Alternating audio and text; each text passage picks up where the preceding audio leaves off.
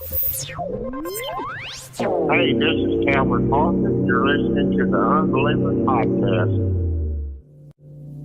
There were several groups. One of the principal ones was the reptilians from the Orion complex. Without any exaggeration, it was like being on fire inside. Rats were eating you inside. This stuff was in my mouth. It felt like it was 500 degrees. It was unbelievably hot. My first question would be, were you a member of the Church of Satan, a card-carrying member of the Church of Satan? I don't understand. There's always an argument for everything, you know? Just because somebody can fake something doesn't necessarily mean it's born, we found a life form. And that's when I started shitting my pants. So for the person who called, I am carrying an alien. An alien, and we cover it right here, okay? Okay. Something is happening. What is it? That's the question. So do UFOs exist? It depends on what you mean exist.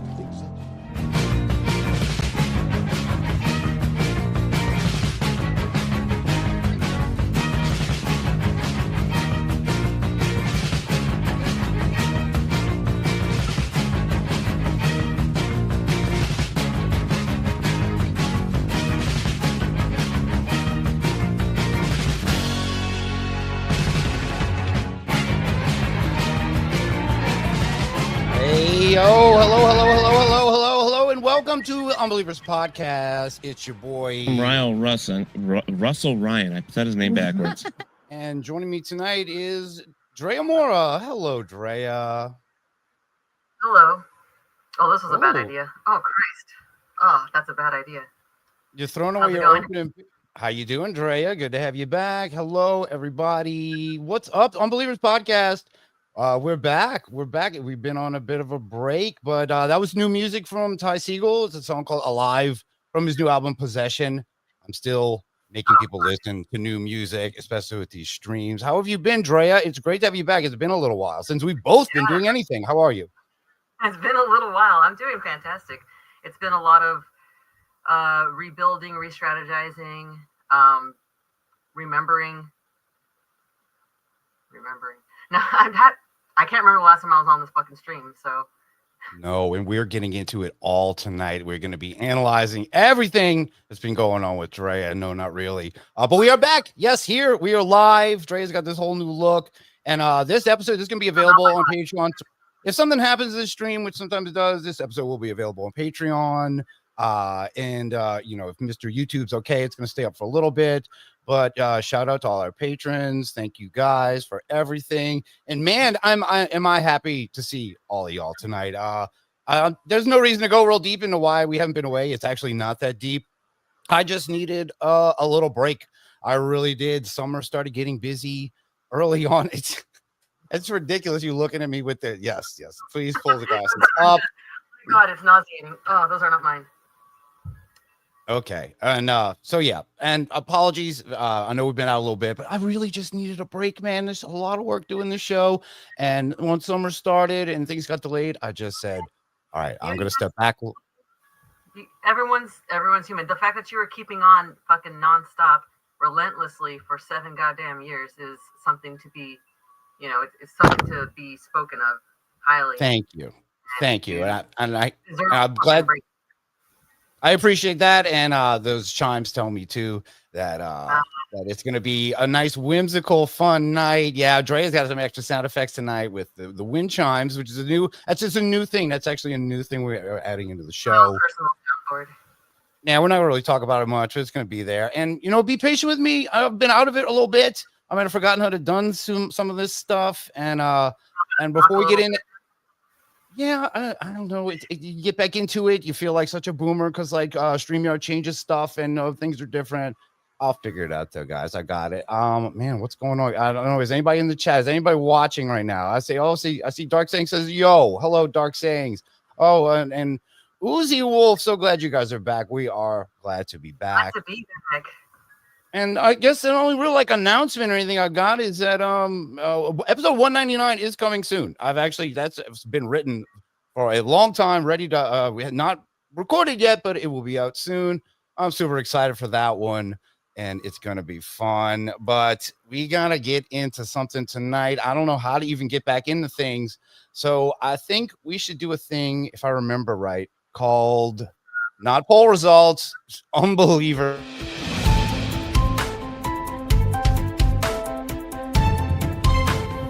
We do the news, we make it entertaining. Oh my God, that thing. And yes, we were back to some unbeliever news. Probably one of the biggest stories that has happened in paranormal in a while. And I don't even think Dre knows much about it, which is kind of cool. I just have the title of this, the headline of this, Annabelle Kills. So here's the story coming in shocking and eerie turn of events, a paranormal researcher touring the country with the alleged haunted Annabelle doll died unexpectedly after stopping Gettysburg over the weekend. According to those local media reports, Dan Rivera of the New England Society for Psychic Research passed away on Sunday evening following a visit to the Pennsylvania town that was the site of a bloody and pivotal Civil War battle. The group was in Gettysburg as part of their Devils on the Run tour, wherein the purportedly possessed Raggedy Ann doll is brought to various paranormal hotspots around the country for events showcasing the toy made infamous by demonologists, the Warrens, and in later years, of course, the Conjuring film. So you don't really know much about this. The guy that was touring around Annabelle, dead. Yeah, I didn't know about the guy. I didn't know about the tour. I've known about Annabelle. I've known about Gettysburg. Yeah. Fucking hell. Raggedy Ann. I used to have a Raggedy Ann doll when I was younger, so I just never been able to connect the two. The two ideas have never melded well in my mind that it's something to be feared. I have to really think about how I put this sentence together, because I'm not trying to disrespect Annabelle, but I cannot take a Raggedy Ann doll seriously. And that's the problem I think that people are having with her. Yeah, I think the media has a problem with showing what she actually looks like too. Okay, so one reason I'm covering this, you might be like, Russ, this is a little basic for you. This is like everyone's talking about it. That's why I'm talking about it. People in my normal life, not unbelievers, not people on Instagram, anything. People in my working day, in my own family, have gone, hey, did you hear about that guy? That Annabelle killed that guy? I was like, hey, did you talk about that yet? So a lot of people know about this. This story is crazy. If you look it up on YouTube, everybody's got a hot take and a short about this, just cashing in on the fact that Annabelle finally did something. And I got some videos we're going to show about it. I'll give you a little more since you didn't know about this tour. The tour, wait, what's it called again? Devils on the Run tour. Man, you're asking for trouble. It could have been worse. It could have been something like Annabelle's Anna's Hells. Something dumb. So at least he tried, I guess. You think this tour had merch, man? I want a Devils on the Run tour shirt with the dates on the back. If it was named, it's got to have a t-shirt. I mean, I'm making a t-shirt. I'm going on the Friendship Tour 2025 a little bit. So t-shirts are going to be made. It might be in a quantity of one, but still, t-shirt will be made. Yep, accepting pre-orders now, but I want that Devils on the Run tour. And then if you get the shirt with like, you put a little asterisk next to the Gettysburg address, like, oh, that was, if you miss Gettysburg, like a lot of us miss Gettysburg. I don't know if the thing was actually canceled or not. Those are details I don't know. But here's a little more about the tour before we watch this video about it. The tour, which kicked off in May, sparked controversy in paranormal circles, as some argued that removing Annabelle from the Warren Occult Museum, where it lives in Connecticut, could unwittingly unleash chaos. To that end, many noted the burning of a historic Louisiana plantation and the escape of 11 inmates from a New Orleans jail following a tour stop in the area as proof of this troubling theory. So not only is Annabelle the devil's number 1 + 10, that's the devil's number, right? Yeah, did you hear about that story? Those inmates who broke out of the New Orleans jail. This was a few months ago. So I guess Annabelle, one of her stops was New Orleans. I missed that tour stop, but that was a big story too. In the New Orleans jail, 11 guys broke out like movie style, where like they had a guy turn off the water to like the sink, and they saw the whole thing out, and they got away. They're still, I think, a couple of them are still out there. It was like a big hunt for these guys. The water was never turned back on. Yeah, they busted the guy who was like a janitor. They're like, this motherfucker turned the water off for these guys to escape. Yeah, and he was like, they told me they were going to stab me in my butt or something. They were going to do shit to me. Like, you can say anything. If people didn't believe him, they were like, oh, yeah, sure they did. Oh, not his butt. That's understandable. Okay, yeah, I get it. I would do that too. Well, think about it. You work at the jail. You tell these guys no, then you got to go, like, see them the next day. They're like, oh, you're gonna stab you, and like he's like, I'm sorry. I'd like to see you try from behind those bars. Oh my God, they've got reach. Yeah. Oh no. They know my name. I have a wear name tag. They can get someone to kill my family. They'll dox me. That's get you, Russ. You have having a name tag. That's too dangerous. Yeah. God. Oh yeah. So anyway, Annabelle helped those guys escape from the jail in New Orleans. But going on, while Rivera dismissed such assertions during a presentation on Sunday, his sudden death the following evening will undoubtedly and unfortunately be attributed to the doll in the minds of those who believe that Annabelle has the power to cause such tragedy. I'm going to ask you, Dre, do you think Annabelle is capable of causing this kind of tragedy? Do you? I think that Annabelle is capable of drawing enough attention and thought and energy in that manner that it can grant her that power in such a way. You know, it's one of those things where the more hands off and all, the less power it has. The more you think about it, the more power it has. Yeah, well, they really think about her a lot. I mean, a lot of money.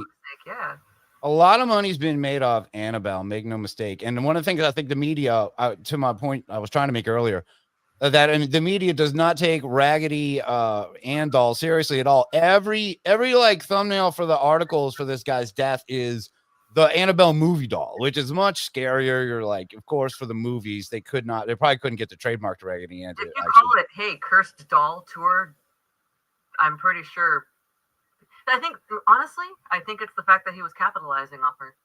Yeah, it could have something to do with it. Let's like I said, this thing has been making its way around in the media. Everyone's all about this. You know, I love watching my news videos for this. Here's a video. I just called this one Annabelle Kills. And this is the mainstream getting in on our action. Let's see this. Tonight, tragedy at a stop on the nationwide tour of the supposedly possessed Annabelle doll.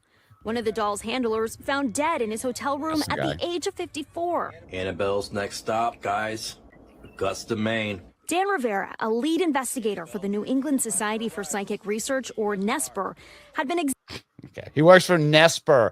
Not everything has to be an acronym, guys. NESPR doesn't mean anything. I don't know.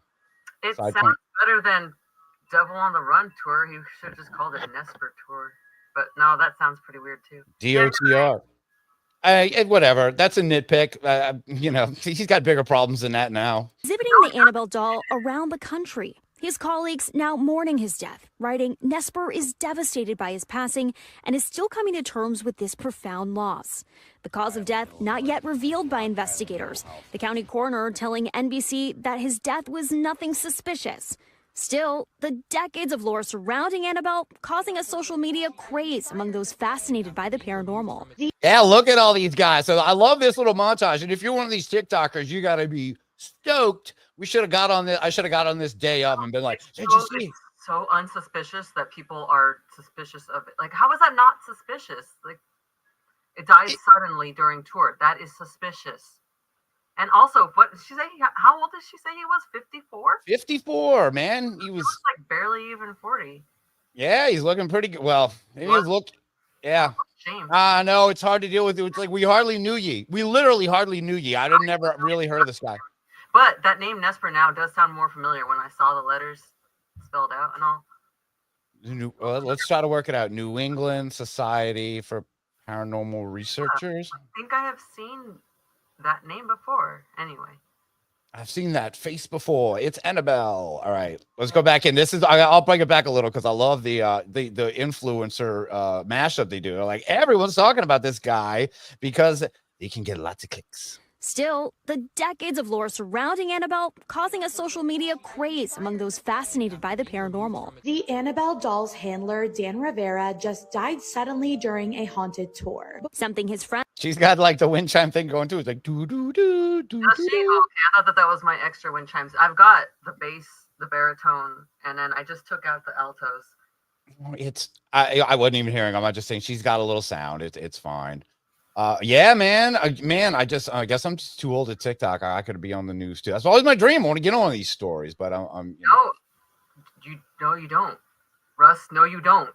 No, I don't want to be this. Yeah, that's true. I don't want to be either. I don't want to be the dead 54-year-old guy, and I don't want to be them. All right, I'm fine. I'll stay right here. If this is fine. Same pose, but from here. Oh, this guy?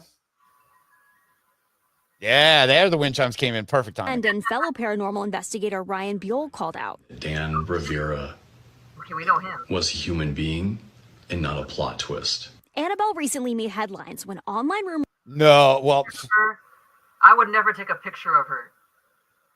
you could be both. You can be a human being and a plot twist, right? Because this. Yeah, Is... I think so. I mean, there's plenty of people who are twisted enough to fucking make plot. Oh God, don't even get me started on that.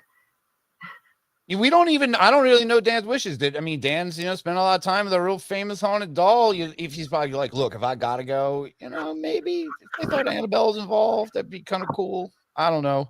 All right, maybe that's cruel, but let's see.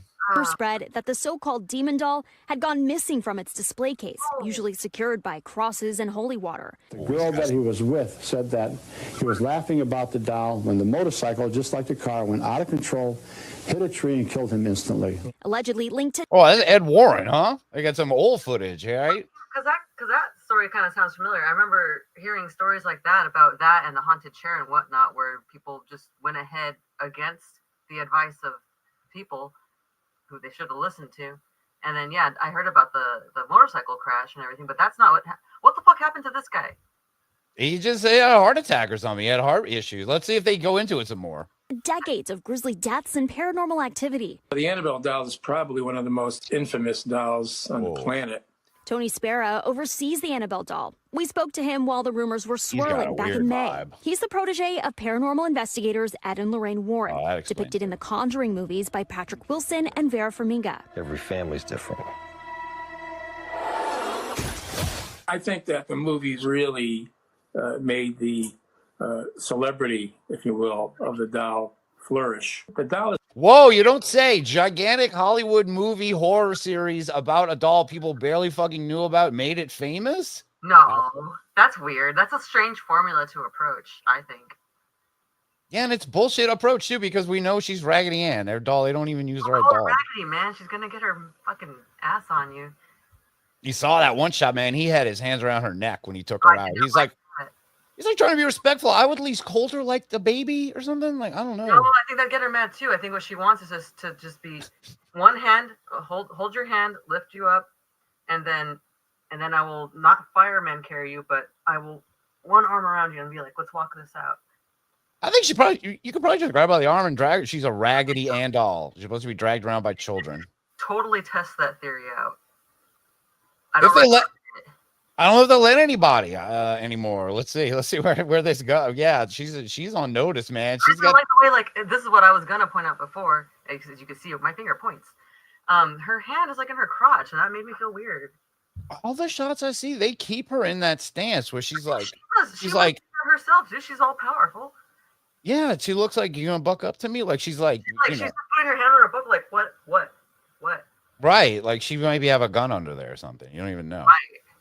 Creepy. Something to be respected, not revered. Online, people connected her supposed powers to fires and even recent jailbreaks. I just want to show you guys that Annabelle. Yeah, see, they showed the jailbreak from New Orleans. That was the footage. It's in this article too. They really think Annabelle had to do with these guys getting out. That's great. Well, I got to see that footage of them just booking it out of there. And without getting too deep into it, I've been in that building.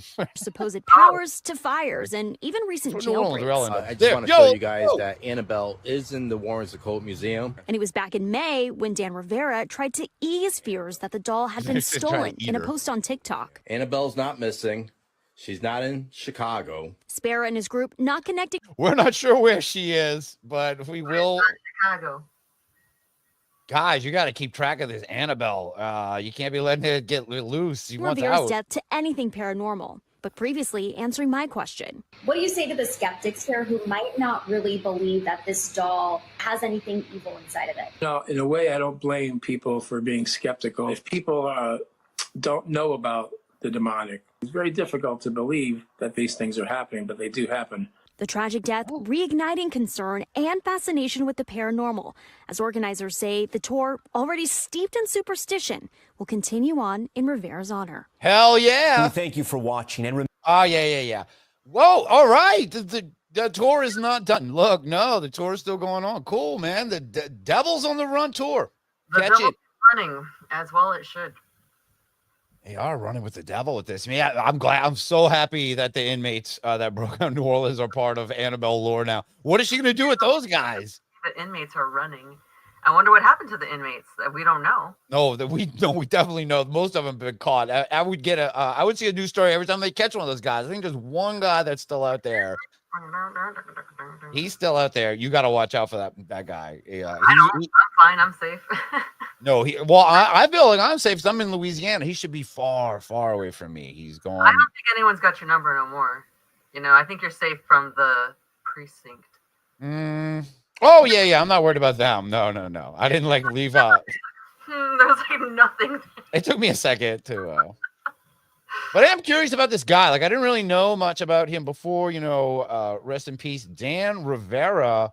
But of course, he's a big, Annabelle influencer type guy. He's an online presence. He's doing all kind of stuff. So I got some other just video of him doing stuff with Annabelle. Oh man, I just had the worst nightmare. And Donna's okay. That's that same guy, I guess. You can't talk about Annabelle without, because we don't really get deep in Annabelle. I guess this is one of the characters in her world. Tony Spurga is his name. And so, it's like, well, what's wrong? What's the matter? I had a dream a nightmare that doll there was coming up my leg and trying to strangle me to death. Strangle you where? Coming up his leg. And look, there you go. She's in her pose again. She's like a Michael Jackson-y almost kind of thing. What? Look at her. She knows what's up. Do not fuck with her. Yes. Is it so hard to not fuck with her?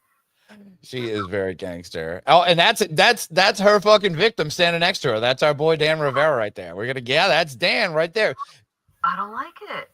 Yeah. Let's see how he handles her, because he talks a lot in this. And I wanted this. I think I found this video because I think it gives you a good idea of the relationship between these two. So he grabs the doll off the couch, Lou, throws it across the carpeting, and says, "That's just a Raggedy Ann doll. That can't hurt anybody." When he said that, 7 psychic wounds appeared on Lou's chest and stomach. 4 across the chest, 3 across the stomach. Like somebody took a scalpel and went, and through his white t-shirt, you can see blood marks. That's called psychic wounds. I could tell you quickly the story behind Annabelle. I'm going to open this case up, Dan, so they can glare. So coming out. Take her.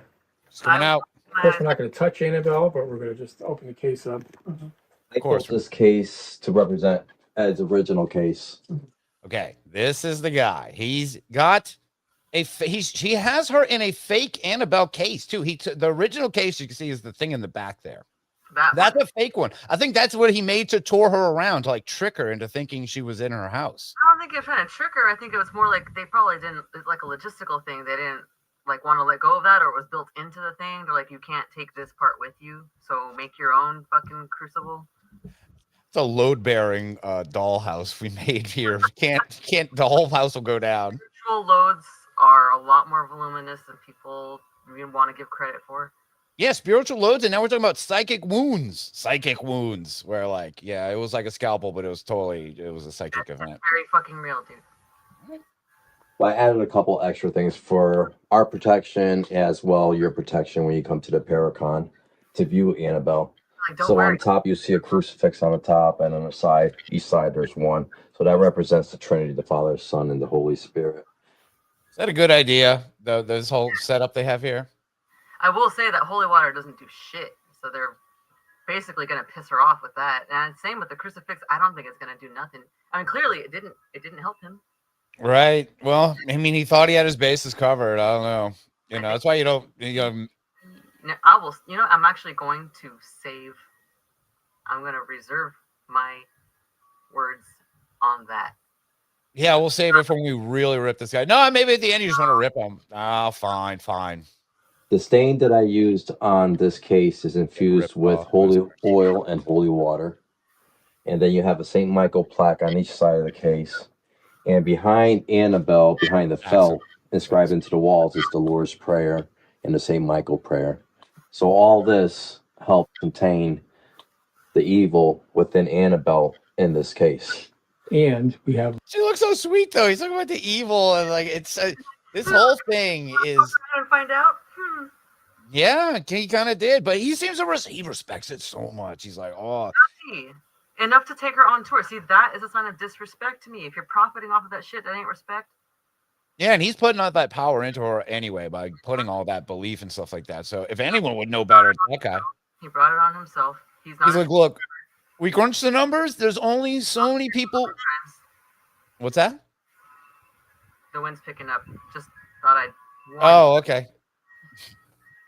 It's okay. I think Annabelle loved her wind chime, so she'll love this. But let's see what else he's got. Catholic priest come. He's going to come the day before we move it to Mohegan Sun, and he's going to bless the museum, us, and he's going to bless the doll itself, along with the case. He'll say certain ritualistic binding. That doll is silly. Yeah, now they show the real one, not the fake real one. The real scary one, yeah. Yeah, the creepy one. Look, she's kind of got her hands in a crotch kind of position too. Yeah, it looks really like mannequin-y though. Like they yeah. All right. Tinted. It's not a healthy pallor. When is that doll going to become get the spirit of the other Annabelle? Because they got to want to tour that one more. Maybe you call 1-800. Try and die. Try and die. TRYNDIE. Yes, that is probably a real number. We might call it later. We'll be making a few calls later. Definitely going to hit them up. All right. All right. Let's see more of this guy. I feel bad now. Isn't it weird watching a movie when a guy's dead? A little bit. A little bit. Stay alive, everyone. Everybody, stay living. Please stay alive. Or I will watch whatever videos you got. And you can ask. We've already done that to If you fucking die on me, I'll kill you. Oh, no one's dying around here. I'll be 54 in like a week or so. But no, yeah. Well, I love how I've never really said how old I am on the show. I could be 54. I could be 36. You don't fucking know. You don't care. Prayers are called. This guy, I don't know. No, he's older. I like his shirt. All right, here we go. They bind what's there, so it can't go any further than the case. The evil, those prayers allow the evil to only go so far, and it stops it. It encases it from going farther. That's why people say, why don't you get rid of the doll? Why? We have it encased. Plus, it's evidence of the paranormal. Is it? Who's saying that? Who's saying get rid of this? Get rid of the doll? Yeah, so probably people like me, but that wouldn't make sense either way because I'm also somebody who wants to preserve proof. And my God, I had so much fucking proof of the paranormal collected over this past year. Video, audio, photographic. Of course I lost almost all of it. My favorite ones I lost, but I did save a couple of really, really good pieces that managed to make it through. But I understand the desire to have that. Like it's like a scientist reasons for things, you know? It's like I just want to catalog it. I want to show that this shit's fucking real. But the skeptics are always going to be skeptical no matter fucking what until it happens to them. So and it's almost want to say like for some people it's lucky for something paranormal to happen to you. Others not so much.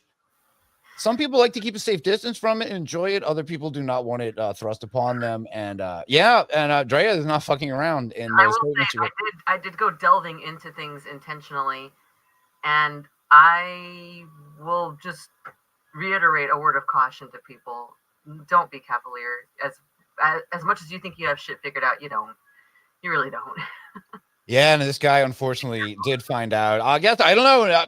I'm not even making fun of the guy, I think. So I'll give a little tribute here. He was a U.S. Army veteran. Rivera will be profoundly missed by his family, friends, and fans who mourn the loss of a man celebrated for his insatiable curiosity about the mysteries of the unknown.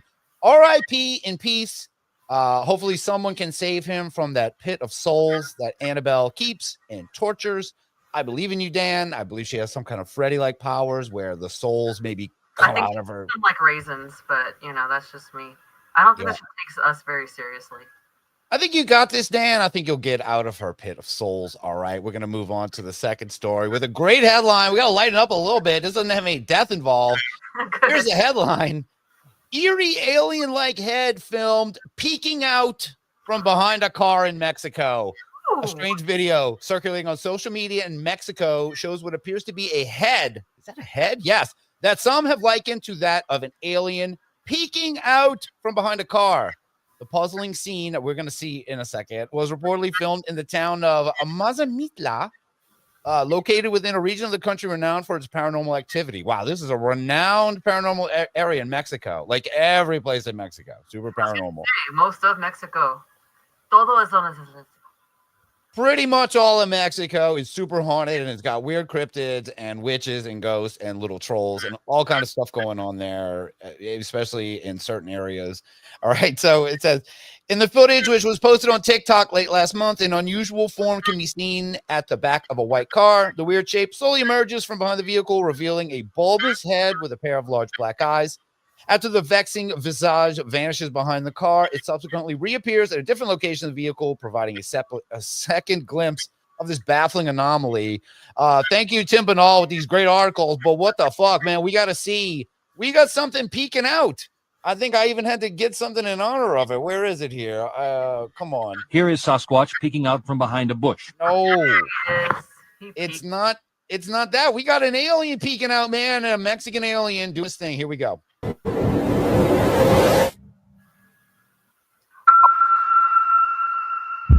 right, hold on. I need to do this thing justice, and I need to, because it's a TikTok video, and it looks so small right there. I'm gonna have to pull us over here. We're gonna watch this. There's a lot of dudes on TikTok. Yes, there are, and there are a lot of Mexican aliens on TikTok. So here we go.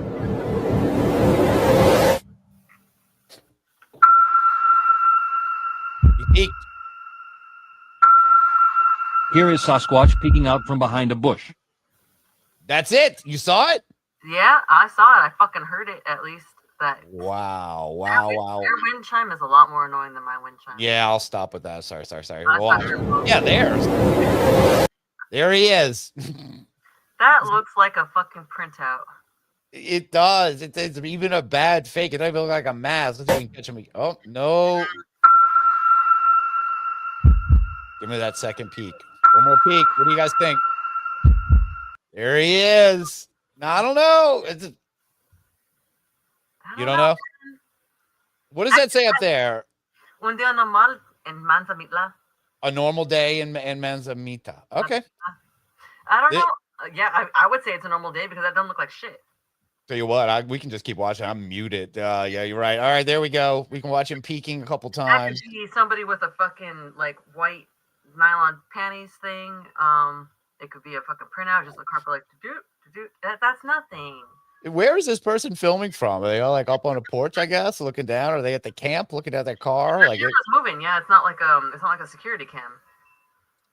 No, it's definitely a phone and it's sideways. It's on TikTok. It would have been slightly more believable if it were a security cam. How long was it going on? How long was it doing this? That someone is like one of those why were they filming moments? Like, did they know things back there? All right, so I'll keep playing it while I'll read the rest. It says, since being posted online, the video has amassed a staggering 7 million views in just a few days. As one might imagine, all manner of theory have been offered for what the wondrous figure might be, with some suggesting it is an alien, others posing that it could be a supernatural creature, such as a skinwalker. And more skeptical observers, I don't even read this, have said that this is just horseshit. This is a terrible video, but it's being spread around a lot. I don't know. What do you guys think, man? Do you guys think this is real? Anyone like this? What do you think this is? It's an ICE agent. Oh, no. Russ, or is that somebody who named themselves you? It's not me. Oh, it's not me. It's just a person named you. It's not. I wouldn't have come up with that. That's a great one. It's an ICE agent, but he's in Mexico. Why would an ICE agent be in Mexico? Hey, come on, really? Like there can't be double agents? Oh, I never thought of that. Yeah. All right. Well, there you go. That was to get away from the terror of Annabelle very quickly. We got ourselves. That was a good palate cleanser. I needed that. I needed that too. We definitely needed to get away from that a bit. Because I'm about to read another news story that's probably more fucked up than Annabelle. Cool. Sorry about that. So here we go. Here's the headline. Bizarre Yeti blood oath sparks controversy at Colorado seminary. A Colorado priest found himself in hot water with his superiors after he hoodwinked his seminary students into thinking they were participating in a blood oath involving a man in a Yeti costume. The bizarre incident, which came to light this week, reportedly occurred in January of 2024 during a ski trip organized by St. John Vianney Theological Seminar of Denver. The getaway took a strange turn for the 15 students when Vice Rector Father John Nepple, who led the excursion, woke them up in the middle of the night and gathered them for what he claimed was, quote, a sacred tradition. Ordered to sit in silence, awaiting their turn to participate, each student was subsequently taken individually to a trailer on the property where the mysterious ritual was to unfold. During the private ceremony, prospective priests were presented with a dagger and told by Nepil that, quote, the only way you can enter into this family is you've got to make a blood oath. Adding a surreal element to the scene was the presence of a man in a Yeti costume. Yes. Presumably, they are to oversee this sacred tradition. After convincing the student that they had the mettle to take part in the ceremony, Nepal would stop them just moments before they committed to the blood oath by offering them another option. The proverbial plan B involved dousing the seminarians' hands with what the priest claimed was grizzly bear blood and telling them to unleash the most guttural scream you can possibly make before being sent to rejoin their fellow students with tape over their mouths so they would remain silent about the ritual the others would soon experience. Okay, I'll just pause. There's so much going on. What's wrong with that? What's wrong with it? What's wrong with that?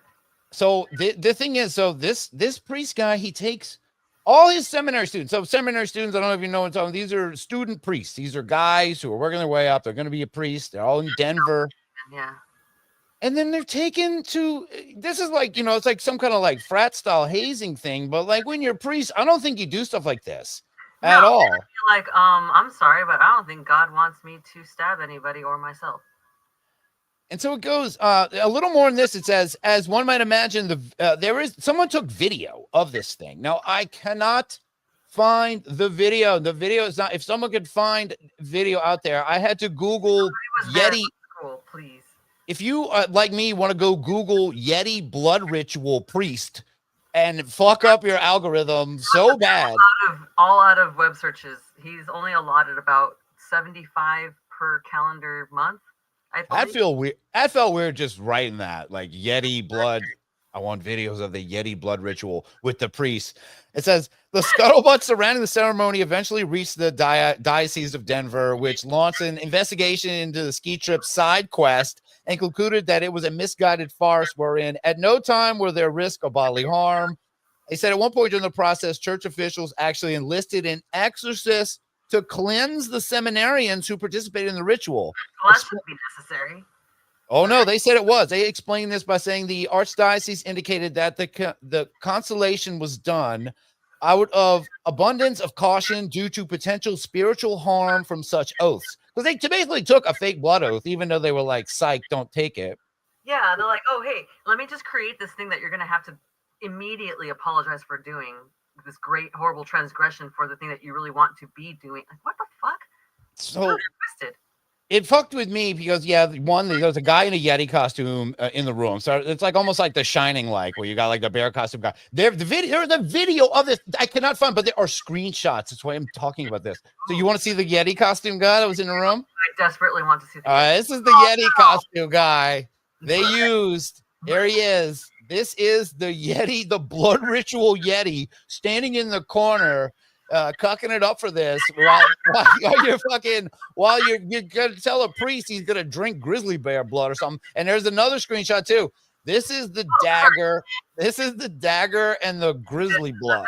This is the Yeti. Now let's all come and make confession. You take dagger. Fucking Jesus, man. Christ. So this, So anyways, for his part, Nepal, he offered a profound apology for the prank he described as, quote, a well-intentioned moment to try to be funny, but that never should have happened. And then he closed with, it's just a prank, bro. It was just a prank involving Yetis. I know you wanted to be a priest and complete some kind of gigantic spiritual step that is like more like precious than anything you can ever possibly imagine. Psych. Just kidding. Haha, stab a Yeti. Don't. We're just kidding, everybody. It's just a prank. You don't prank Seminole students.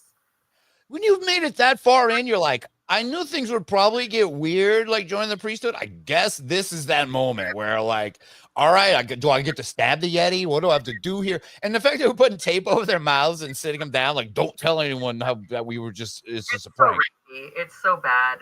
I mean, it could have been worse. It could have been a lot worse. I'll say that. Yeah, totally. That's why I think the guy got off with a slap and arrest. He's still a priest. The Yeti. I don't know the identity of the Yeti. Fairly different than what that dude's face actually looks like.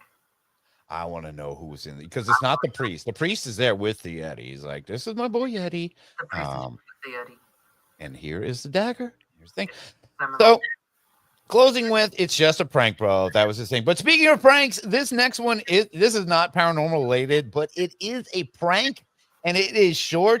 And this is something that I just thought was funny. And this is another little cleanser that'll get all the Yeti blood off of us right now. Let's watch this. This is from CBS 5 in Arizona. And this is just a fucked up prank. Watch. Cool. Started as a normal day at this Tempe auto repair shop. Took an unexpected turn as more than a dozen people flooded the building. We didn't know if it was a robbery. We didn't know if they were going to start grabbing equipment. We had no idea what was going on. It happened very quickly. David Hyland, the owner of Hyland Auto Repair, says that their shop was the target of a social media prank ahead of the holiday weekend. However, these people's pursuit for social media clicks could have taken a dangerous turn. We didn't know if they were grabbing stuff and stealing it or just trying to film a prank. This all started when two guys walked up to the repair shop, making accusations or threats that they were sent here by somebody to take over our business. Highlands. Okay, so this starts. Two guys show up and they're like, "Bro, we're taking over. You're about to get fucking pranked. We're taking over." Being overthrown. But it escalates. They really do. What? Says everyone was sort of confused, and that's when a van full of people pulled up. 20 guys with tire irons, impact wrenches, screwdrivers, all sorts of items that you would, of course, use to work on cars, but can also be used as weapons. And there's surveillance video. So this is like a thing. We don't even get many of these anymore. What they call them? Do you have flash mobs? Remember where flash mobs were? They used to be good-natured and jolly and whimsical and super gay in the sense of being like jovial.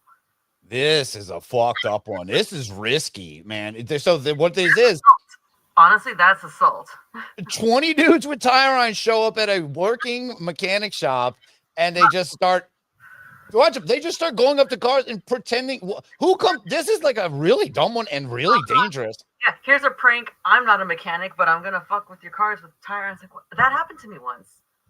You got pranked like this? I mean, I don't know if they intended it to be a prank, but I was at a creek late at night, and these fools rushed up on us. Well, granted, my friend kicked their car when they drove past, but they were yelling shit at us beforehand.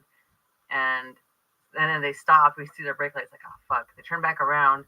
They park, and then they get out of their car. They go and they grab tire irons and like fucking golf clubs and shit, and they come and running up at us like they're gonna swing. And I just pulled out my flip phone at the time because I was like, I don't know, 18. I was like right out of high school. And they come running up to us, and I just stared at them. I just stared, and they're just like, ha ha ha, and they laughed and went back and just right back into their car. Weird. People are fucking weird. That is weird, and it doesn't sound as planned as this though, because I don't think these guys don't think fucked up any cars that they know of. They just wanted to play auto mechanic. I think they just wanted to show up and watch. There's more, and the owners are like, there's a lot of reasons people get on the news. This is one of the more funny ones to me, where and they're such victims. They turn into such babies about this. Watch, listen.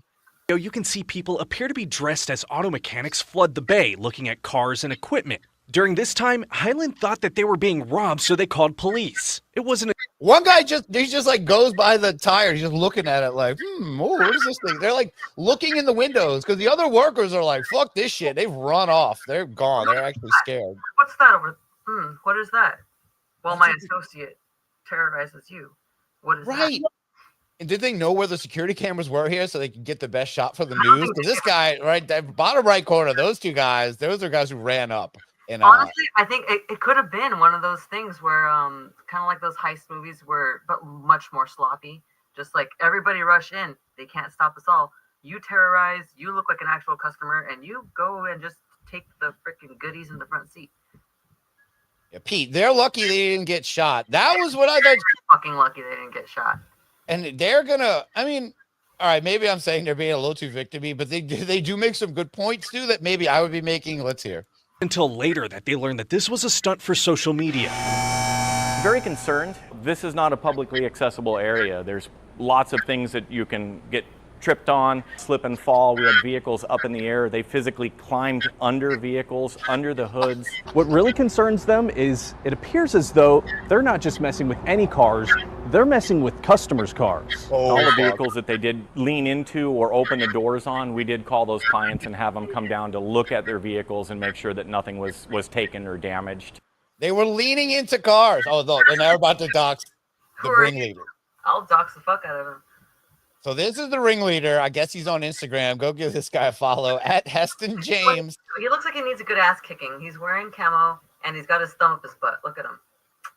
Right, and he's but I don't know. I'm not fucking with Heston James. I think you're cool. You're a pretty cool guy. Don't send a flash mob with tire irons to me. Russ, you have nothing for a flash mob to take. That'd be the meanest thing you've ever said. All right. Tempe police confirmed that they have received several reports of a person who goes by Heston James on social media doing similar acts to other businesses. We reached out to his page, however, have received his page is like, let's invade Costco. Let's go to like let's take all the Costco chicken bakes and see what they do about it. Mm-hmm. He's old school. He's like, no one's doing flash mobs anymore because no one wants to get shot. I don't mind. I don't think people got the gumption. I might even bring this guy with me and really freak you guys out. I got a Yeti now. At your house, and definitely no one's gonna flash mob you if you got a goddamn Yeti. No, no. Everyone needs a Yeti in their posse. That's what that priest. Be like the priest. no response. And Tempe police also confirming that they are investigating several reports on Heston James doing the same thing to several businesses in the area. Now, Highland says that this prank also cost them as they had to close up their shop for the day to make sure that nothing was stolen. Jared? The views on those videos. Stephen, thanks for that. Oh, what did he say? Oh, the views on those videos. Is this guy trying to get his YouTube career going? The newsman seemed pretty... The news station is a YouTube channel. Pretty much. That's what I think too. So, all right. The pranks, they're not so fun, not so sweet, but it is also summer. It's time for fun. It's time for festivals. I know I've been having fun. I know I've been on break. I promise you guys, I have been having fun. I went to a place called Great Wolf Lodge. I don't know if you ever heard of this place. It's this lodge. It's like an indoor water park. And I want to show you the weird thing. It has a weird furry kind of element to it. It's like geared to kids. But all the mascots are wolves. But check this out. You want to see what they give everyone who goes in there? Watch this. Check it. Oh, no. I was right. I didn't want to see that. Oh, no. Okay. It's mirror. I won't wear these very long. I just want to show you. There's your screenshot. It is, yeah. Great Wolf Lodge. 10 thumbs up. I'll give it all that. I've got a story, though, about summer fun, and it's Bigfoot Festival. So we're going to end this news on a sweet note as we check in on one of our favorite things, of course, Bigfoot festivals. And this one is very sweet. I'm going to call this story Bigfoot Love Fest. Oh. Today was the last day for the West Virginia Bigfoot Festival, and while many people were talking about the search for the elusive creature, two people had... Hold on, I'm sorry.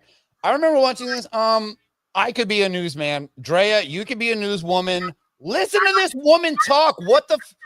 I know it's West Virginia, and it's hard to get media jobs there, but listen to this lady. Holy shit. It was the last day for the West Virginia Bigfoot Festival, and while many people were talking about the search for the elusive creature, two people had already found what they were looking for, a lifetime of love with each other. Digital reporter Sam Gorski has more in Braxton County. Uh-oh, Drea froze on a very bad face. There you are. Okay. There you are. It froze for a second. I was like, man, that is the last face you want to freeze on. It was very funny, though. All right, let's get into the story. This is Bigfoot Love Fest. Digital reporter Sam Gorski has more in Braxton County. This weekend marks the 5th annual West Virginia Bigfoot Festival, bringing in hundreds of visitors to Braxton County from across the state and across the country. But Wait, hold on. With each other. No. Sorry. No, lady, be quiet. Hold on. Tell me fucking crazy. Watch, I'm going to try to pause it. 6 Americans for trying to send... I think this is fucking Willie from Mountain Monsters. Watch this. I think it's him. Watch. West Virginia Bigfoot Festival.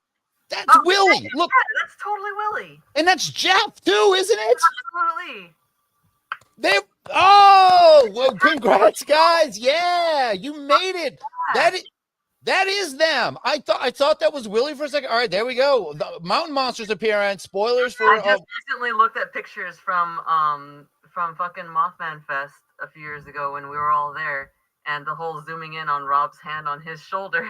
I thought about that same exact post. That was one of my favorite things Rob ever posted.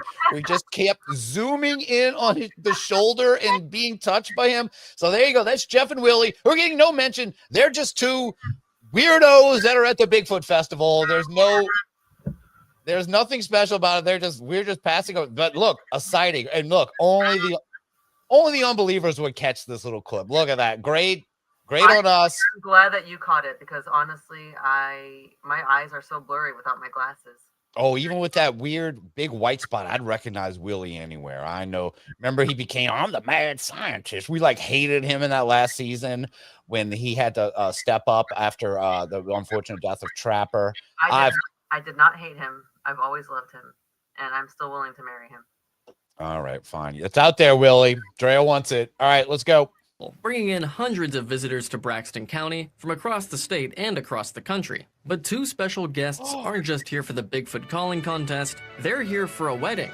Their own wedding, in fact, officiated by none other than Bigfoot himself. Which of you came up with that idea first? We both kind of did. We met at a Bigfoot show.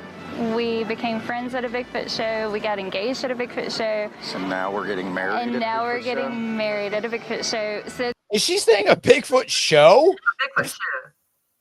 A Bigfoot share. Sure. Sure. Okay. I mean, I think it's a festival. I guess Shoe.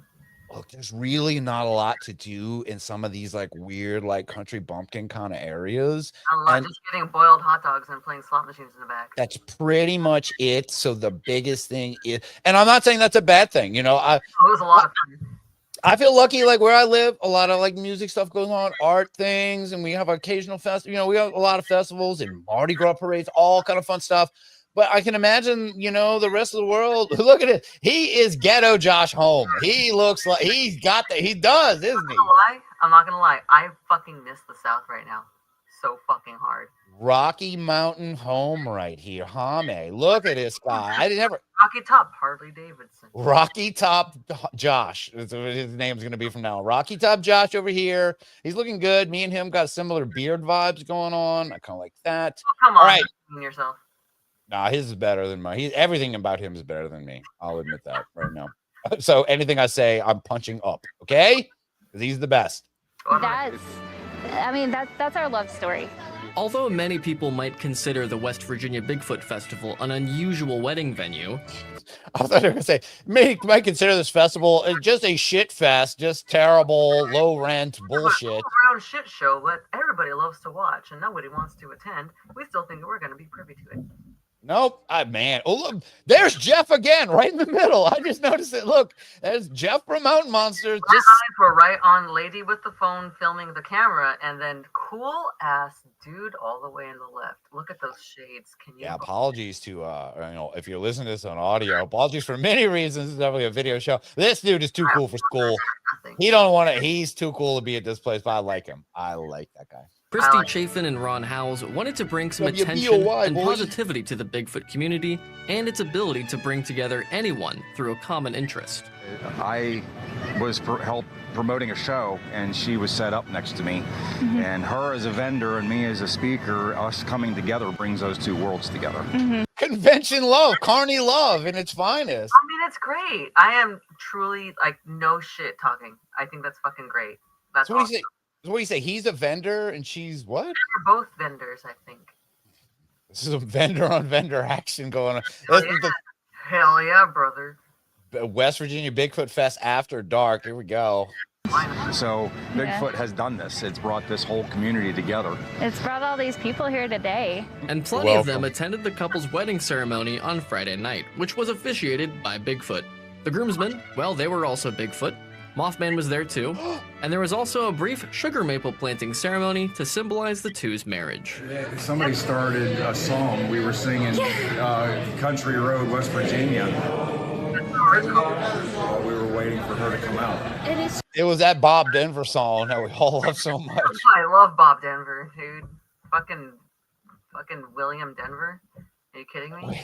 I think Bob Denver's the guy who played Gilligan, to be honest. I think it's John Denver is the other guy I was thinking of. The guy from the Muppets, John Denver. Sorry. Ladies and gentlemen, Bob Denver. He's like, hey. All right. This guy's great. He's definitely a biker too. This is biker. Look at his biker chic. I didn't know. I've never seen a biker get married. You wear a vest over his shirt. He's got sleeves on. This is a big ass for him. Oh, well, they're short sleeves. They are short sleeves. But sleeves nonetheless. All right. Maple planting ceremony to symbolize the two's marriage. Somebody started a song we were singing, Country Road, West Virginia. While we were waiting for her to come out. And it's just, it's a community. Yeah.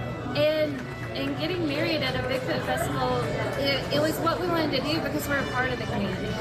And we want the community to be stronger. And that's really what it's all about. And while this might be the first festival they spend as husband and wife, it won't be the last, as the two continue attending events, hopefully, for years to come. Reporting in Sutton, West Virginia, I'm Sam Gorski for 12 News. Thank you. That's And a rainbow appeared too. A nice, happy meeting of Bigfoot vendors. And Mothman. A rainbow. That was great. Isn't that an uplifting story, everyone? Doesn't it make you think about Bigfoot festivals and how much you like them? Killed by Annabelle. I wanted to, it's better than the Annabelle story for sure. I want to know more. Man, I forget this is the time of year when all these fucking Bigfoot festivals are going on. And I'm always on the look for those. You know what I'm going to look for? Calling contests. I love the calling contests. And there was one, not filmed at this one, but this is from a month ago. We got a new Bigfoot calling contest. I haven't got to take the audio and clip it, but let's watch some new ones. The story is good. A small city in Kentucky held a Bigfoot festival, which of course included a Bigfoot calling contest.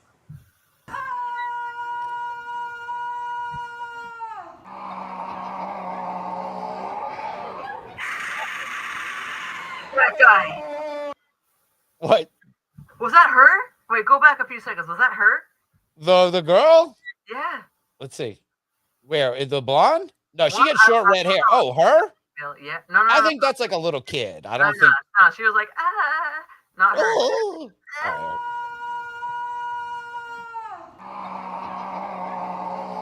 Yeah, we can judge all these now. We'll try to stop him, but this guy's pretty bad. She was. The guy after this, hell yeah. But the chick after that, holy fuck. All right, let's watch the guy after. Here we go.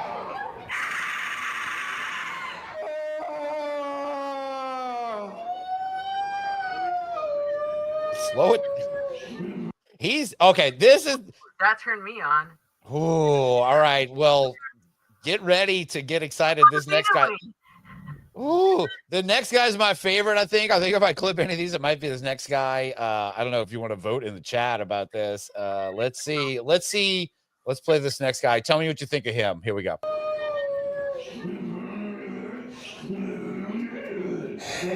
What was that? What Bigfoot did he run into?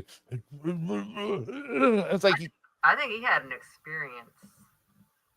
Right, like he's definitely having the vendor experience, the love fest going on himself in this event. All right.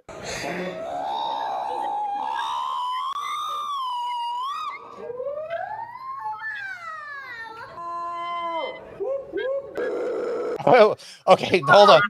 This is Death Metal Kid. We're going to go back. Well, I'll have to give him his own spotlight, but they have Bigfoot himself doing it. But hold on. The kid after is great.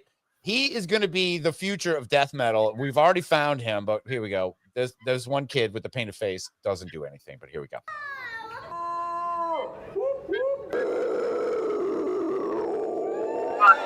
Yes.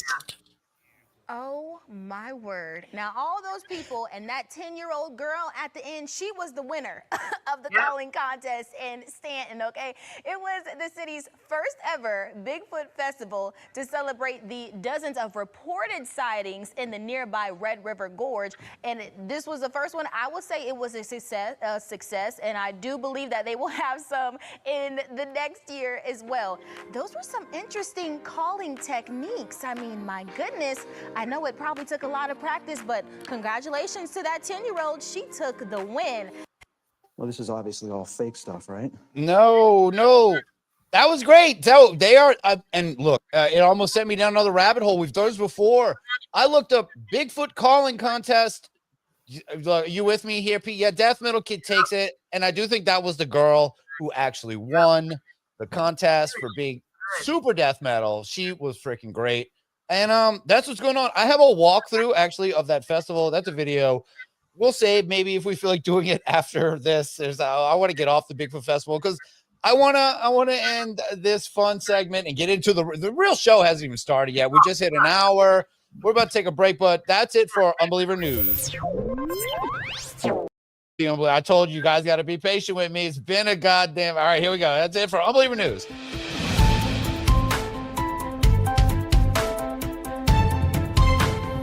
We do the news, we make it entertaining. Yeah. All right. We are going to take a quick break before we get into our actual topic for tonight. I'm going to play another new song. I'm going to put a thing up. We will be back in just like 2 or 3 minutes. If the song repeats, look, I'm sorry, then it took me a little longer than I thought to come back. You had to hear it twice. Congratulations. But yeah, there you go. So we will be back. Yes, of course, I'm going to put on some more new music. We're going to hear a song now. New song from the Hives. If you're into the Hives, this is a new song. Just came out. It's called Enough is Enough. And that's what I think about the news. Enough is enough. We'll be right back.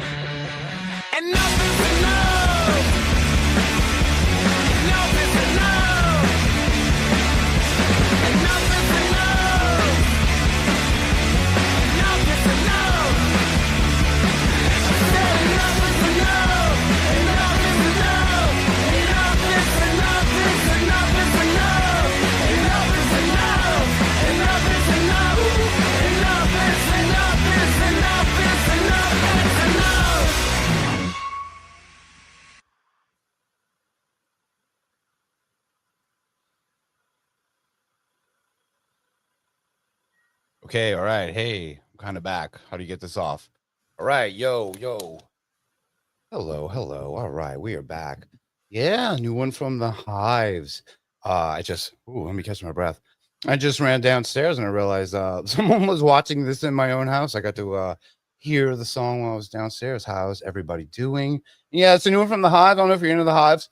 I know it's a lot of bands I like over the years. You know, they tend to evolve and change their sound. Lots of bands known for this. I love that about a lot of music, but the Hives, the Hives have never changed their sound, and that's fine. That's great that the Hives still do that. They sound exactly the same as they did when they first came on the scene, which is awesome. How's everybody doing? Ooh, so we're about to get into the main thing I want to talk about tonight, and seeing Jeff and Willie a little bit earlier, that was a bit of a teaser. Andrea's back. Hello, Drea. My grandma, see if she needed anything. How's grandma doing? Is grandma okay? Said she's positively certain that she doesn't need anything.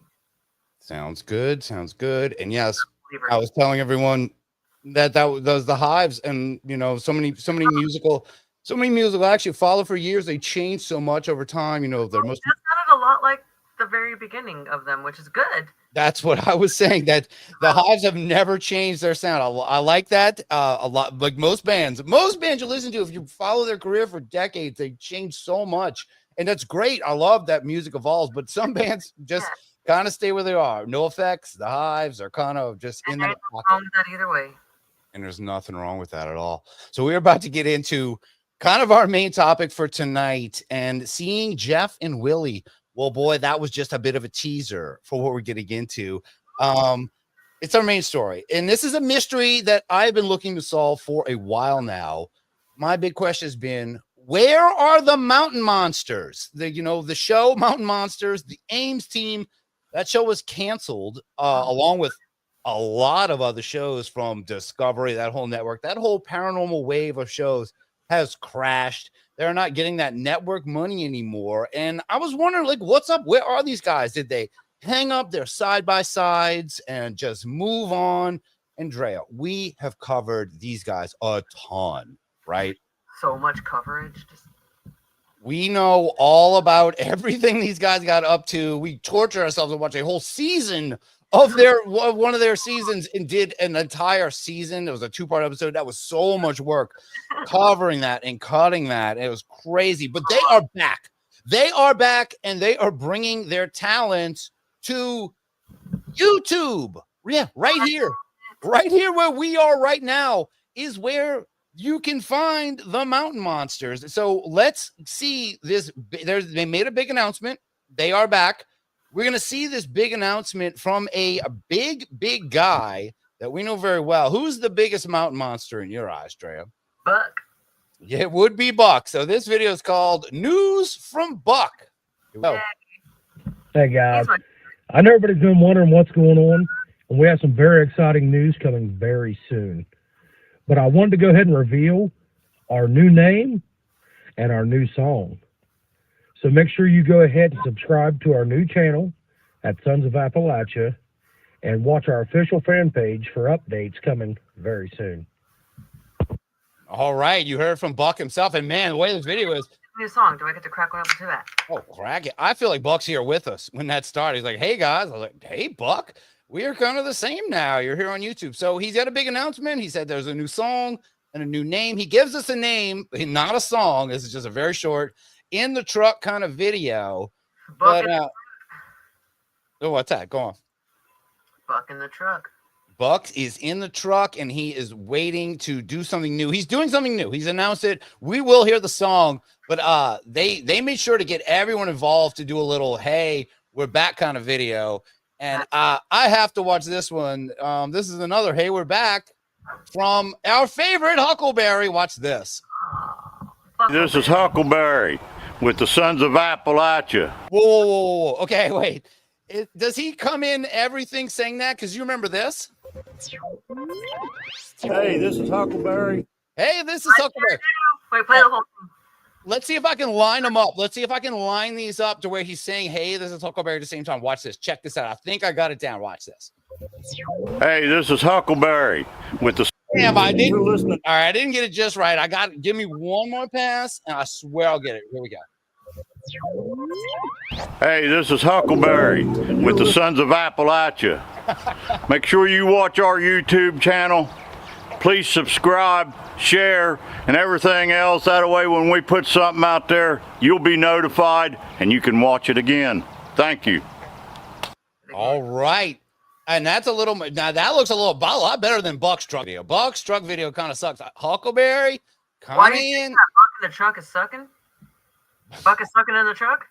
Buck is sucking in the truck. That's not a good, that is the first piece of content they put on in YouTube. And it's that terrible video. But Huckleberry did a much better job. And so I'm going to ask, So I'm going to ask, though, we're used to seeing these guys on TV, highly edited, scripted, with camera people working on it.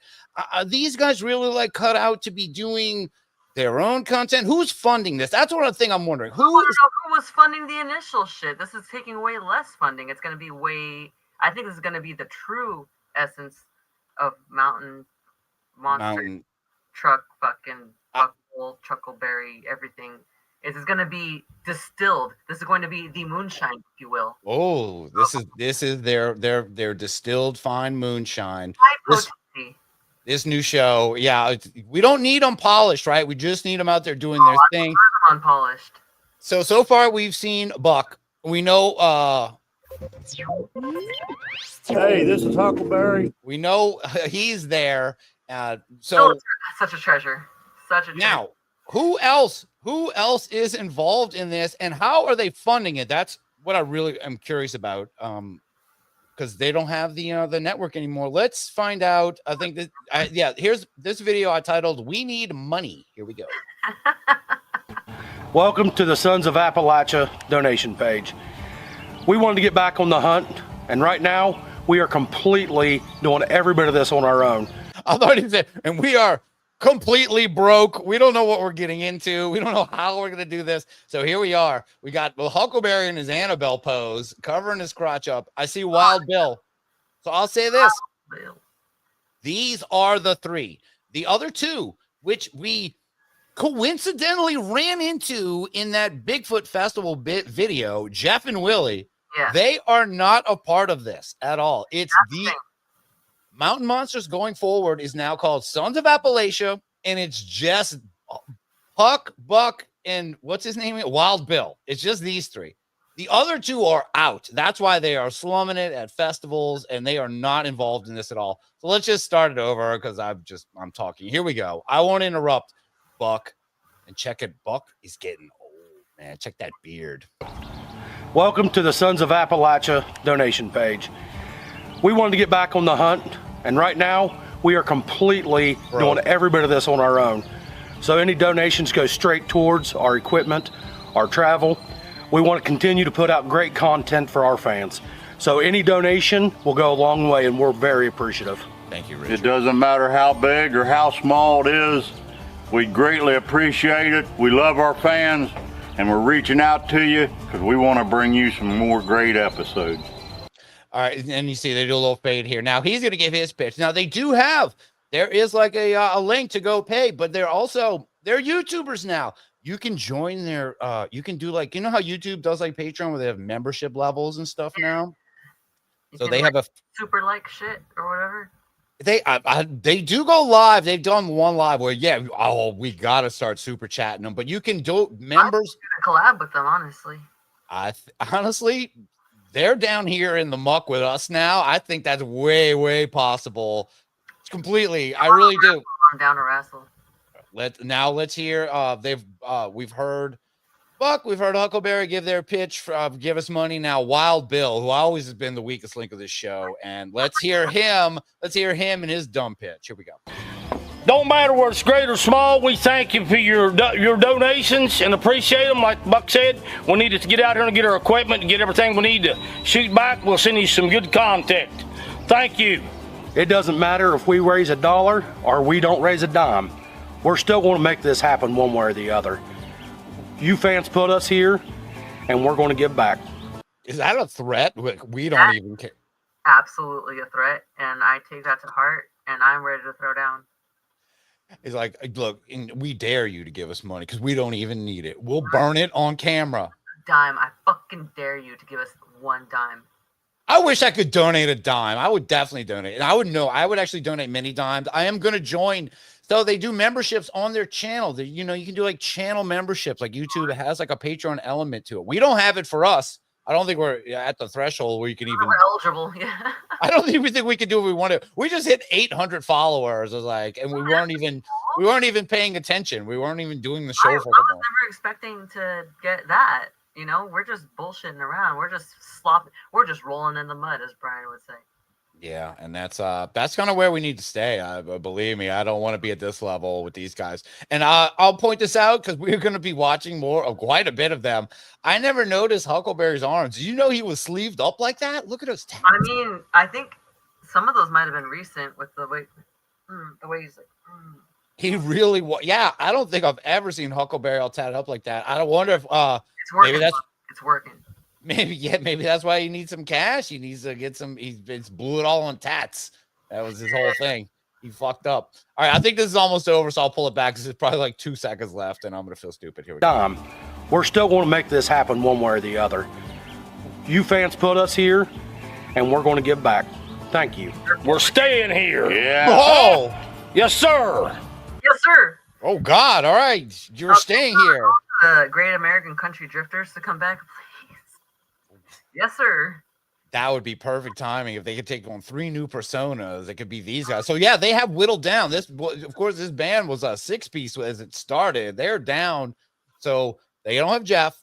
They don't have Willie. Trapper, R.I.P. Trapper. I mean, his name is R.I.P. Trapper now, right? So we know he's not an element in this. Oh, gangster. So now they're here. So you've heard that threat. They are here. They're here on YouTube. All right, we got it. We're gonna watch your shit. What kind of content should we expect from these guys? Like I love this format. That they're currently gonna do because think about this. We can't get stricken for watching mountain monsters anymore. They're just on YouTube. We can watch them as we please and comment on them. They don't have Discovery Channel people, looking through YouTube trying to bust anybody. That's not happening at all. So we can watch your shit freely now, which is great. But this isn't the main thing they're doing. And I'm going to ask the chat to, I'm going to kind of shake up a little bit. I'm going to ask you too. I have 2 videos of some content they've made recently. I don't think we should watch both, but I'm going to ask you, Drea, and I'm going to ask the chat. So I'm going to give you a choice right now. I've got 2 videos queued up. One is them reviewing Mothman potato chips, doing a taste test of Mothman potato chips. And the other is doing a review of chocolate laxatives. So, of course, that's the low-hanging fruit of this. I'm going to ask you, so which would you rather, the potato chips or the chocolate laxatives? Oh, I wish I could do them both. You know what? For the sake of having more tantalizing content later, I'm going to say the Mothman chips for now. You're saying the Mothman chips. I'm going to ask Chris, who just walked in. Chris just walked in the room. Would you want me to do Mothman potato chips or chocolate laxatives? Chris says chocolate laxatives.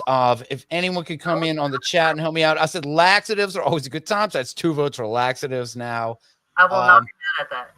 I will. I'm actually going to vote potato chips as well, just because I have seen these and I know where that one's going. So if you're in the chat, just someone wake up. You can sway this either way. And here we go. Richard Ponce de Leon is going with laxative. So we are forced now to play this. So this will be, I'm not waiting on this vote all night. So I had 2 videos to choose from. We'll force your bowels. We are forced to play this clip and go. The listeners have tried. We tried Mothman chips. No, we're not watching that. Maybe we'll watch it later. But here we go. Wild Bill eats chocolate laxatives. Review gone wrong. So here we go. This is one of the first pieces of content from the new Sons of Appalachia. We got to use that name. We can't call them the Mountain Monsters anymore. They are the Sons of. They're SOA, Sons of Appalachia. Here we go.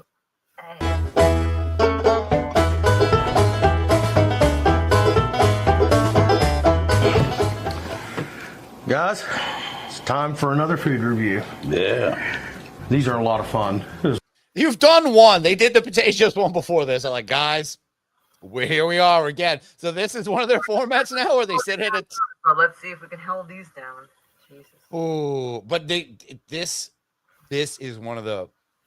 You know, I'm saying if they did have some kind of producer doing this, the potato chip one was actually okay. You could have gone with it. This is super, super cringe and terrible. Let's watch. That's why we keep going. These are a lot of fun. Yes, sir.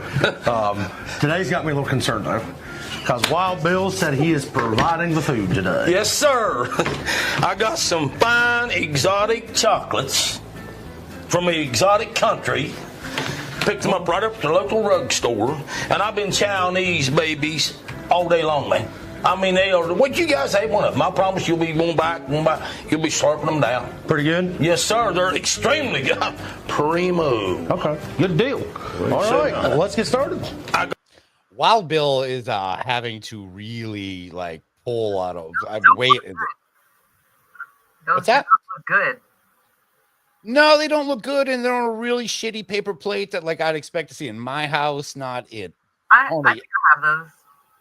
You didn't have one plate that wasn't a paper plate. Like you could have just for the video at least put on airs for the video. I have nice plates. Right. No, that's what I appreciate about them though. They don't give a fuck. They really don't, man. All right, here we go. Well, we're gonna hear more. Yeah, wait, someone's coming in here. I like the handheld camera work. Very cinema verite. Very good. And yes, nice Kroger paper plates. Exactly. That was my point too. It's not helping, but Drea thinks it helps the ambiance, and you're right. The gravitas, the verite. I'm there for it. All right. And she's here for the paper plates. Me and Richard, me and you are simpatico. Trash. Here we go. But I have a country, it's like Luxon. It's something. Anyway, I can promise you, but Huck, you the first one, brother.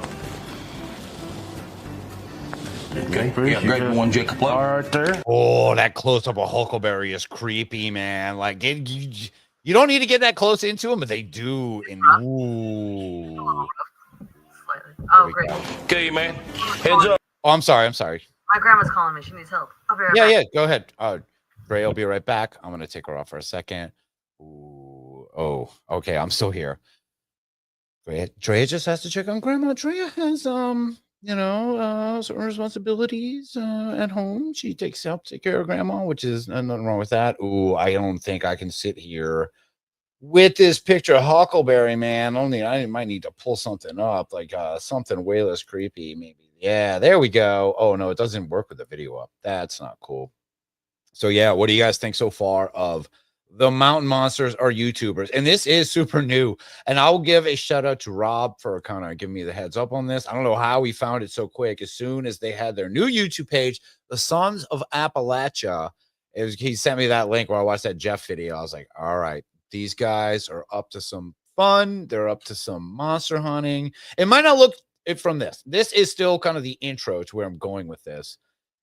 This is just I don't know what they're doing making these, because this isn't really like the content we know these guys for. It's like you guys are guys who like driving side by sides and you hunt smoke wolves and monsters and Bigfoots, and you might be involved in some kind of weird Yeti blood rituals. I don't think that's above you at all. You've done all kind of messed up stuff, but no, you're doing food reviews on YouTube. I think it's some kind of, I don't know. Somebody tell me if it's not true. I think these guys are just doing this kind of thing to, I don't know, build the page up a little, right? Like get views, just pump up their numbers. Like maybe they needed that to get to that membership level. Like they needed like a certain amount of, Pete might be able to back me up. I don't know. Pete, do you even have memberships? I'm talking about our buddy Pete from, of course, Dark Sayings. I don't know. I don't think we have the ability to do the members only thing yet.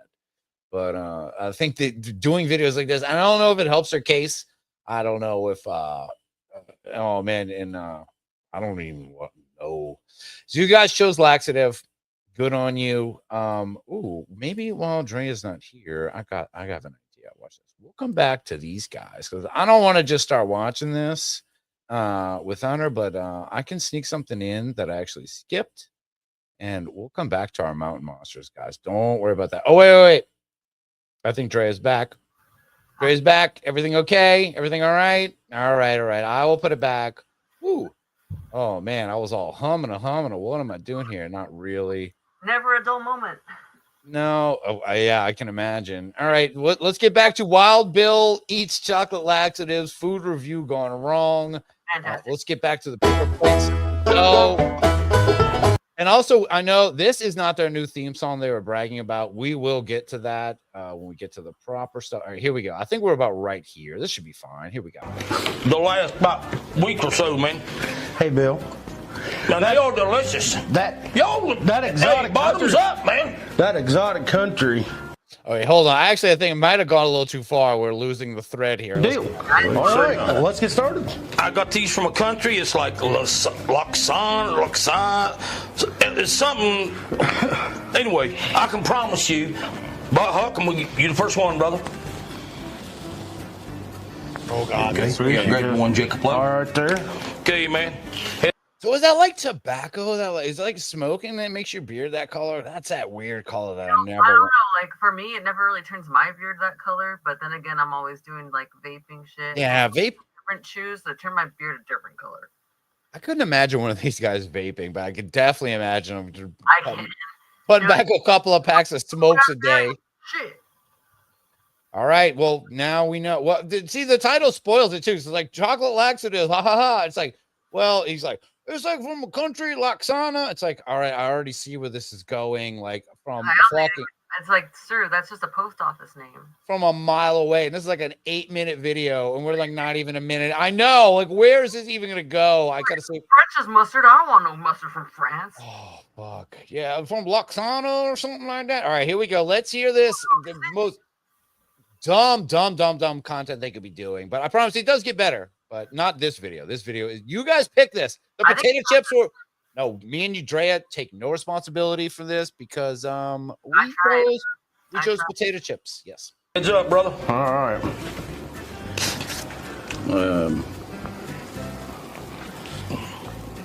Hey, Bill. Do you? Bill. I promise you, I had like a whole big bar of these the last about week or so, man. Hey, Bill. Now they are delicious. That exotic bottoms country, up, man. That exotic country, was it spelled Laxative? What? That ain't no country, stupid. Laxative? No. Well, there you go. Have mine. Bro, you've been eating laxatives all day. Oh, what? No, I'm not. That is. You got it at the exotic chocolate. You bet you got it. Good look on the box, Bill. You got it at the drugstore, right? Yeah, right there. Yeah, old Laxtavia. It's a laxative, jackass. You've been eating laxatives. They are exotic chocolate. That's not me. Okay, I didn't play that. Womp, womp, womp. That is the level of comedy they're trying to do with these videos. Okay. God. It's wow. I might tap out. I think I'm going to tap out here because I don't want to even ruin the image of the terrible image I have them already is being ruined. I don't even think I could watch anymore. This is super bad, terrible content. Look, yeah, I probably do some jokes that don't land. Okay, I get it. It's fine. That was next level for them. It's yes. Not on you. It's not on you. Yeah, it's painful. And man, Buck and me we got the same beard. Bro, Buck is gone gray. Buck's like a white smoke wolf now. Like, what the fuck? Gray. I've gone gray since I was 18. That's not an excuse. I don't know. Buck is getting on. Buck is getting Huckleberry. Like he's been around him too much. I thought Buck was always called that because he's like the young Buck. Like we knew Buck as like a kid. That's why he was called that. Yeah. He ain't. Damn it, she's calling me again. It's not a damn it. Like I love her to death. She needs help somehow for some reason. She's fully capable. Go check in. Drea will be back. Gotta check in. Okay. So yeah, I will actually spare her and but not you guys. Sorry. Wait, I gotta check the comments real quick. So I'd rather watch David Huggins talking about his pants. Yeah, definitely needs more. Waka waka waka. You said it, Retro JVC. And shout out to you. Good to see you here, my brother. Yes, that's so stupid. They are very, very stupid. This is bad. I promise you, they are doing their own show. Like doing a Mountain Monsters type show. We're gonna watch that after, but I'll not subject Dre to this, but I will subject you guys. Let's watch a little more. I haven't even gotten this far. I saw enough earlier to say, yep, this is the one I don't want to watch. So here we go. Chocolates, Buck. Okay, well, let me ask you this. Have you had any issue going to the bathroom today? No, just normal stuff. Head calls. Well, man, no, I'll take it back. Coming back up here, I'm sorry about this. Lay the old brakes on, whoop her over, run that over the hill, and let her rip, and then I was good to go after that, man. But yeah. Okay. I'm not eating that. No, I don't think I need any. Well, I just take it. You guys won't even try it. Oh, you go ahead and eat it. But I just see it. So what is it? How's this going to end? Is he just going to be shitting? Is that what it is? Like, oh God, my stomach is all character. What is it? I'm going to keep Richard Ponce de Leon. Your comment might just stay up here until I'm done with this. Yes, this is so stupid. Yeah, I might have to zoom in the end. I don't know. That makes probably 5 or 6 pizzas I've had today. That makes you, what, 7 or 8? Well, yeah, I'm good with that. You ate 5 or 6 laxatives today? Dude, you have no idea what kind of ride you are in for. This is going to be awful. It is exotic chocolate. I don't know, man. I think it's a different case for him. But yeah, of course, I don't even know why I want to talk about this. It's so stupid. Yeah, Buck, you with laxatives is a different case. At least we know that Wild Bill here is at least kind of jacked for an old man, as annoying he is a fucking jacked old man. Which might have a kind of different diet than you, Buck. Maybe not the same thing, but this, I don't even want to get down this level. I hate this. Let's watch a little more, and then I'll go to the end. It is no laxative. Okay. Well, I'm going to respectfully sit this one out. Okay. And then, I tell you what. How quick have you ate these? Has it been within the last hour? What did you say? One like? No, I mean since you got the I've been eating right along since this morning here. I'll just break off a hunk like that, be cooking or doing whatever I'm like that, or I tell you what, I'll just down one. I tell you what, I'll be fair. Even Huckleberry is noping out. Huckleberry knows how stupid this is. Huckleberry, you sleeved up old man. Like, God damn it, why are you being a part of this? This is what you get when you lose Jeff and Willie, I guess. Here we go. We will give it. Give it 2 hours. 2 hours. In 2 hours, or less, as long as everything's okay, we will sit right back down here and we'll try it again. And then me and Huck will eat them. Okay. All right. Sounds fair. Okay. We get the nice SpongeBob time gap here 2 hours later. Let's see. I haven't gotten this far. Maybe it gets better. All right.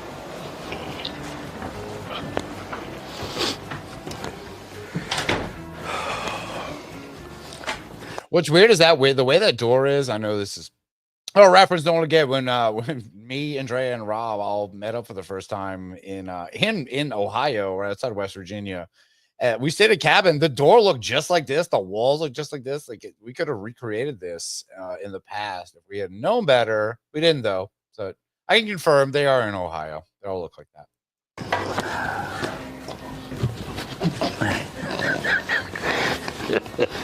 As you can see, Bill is not here.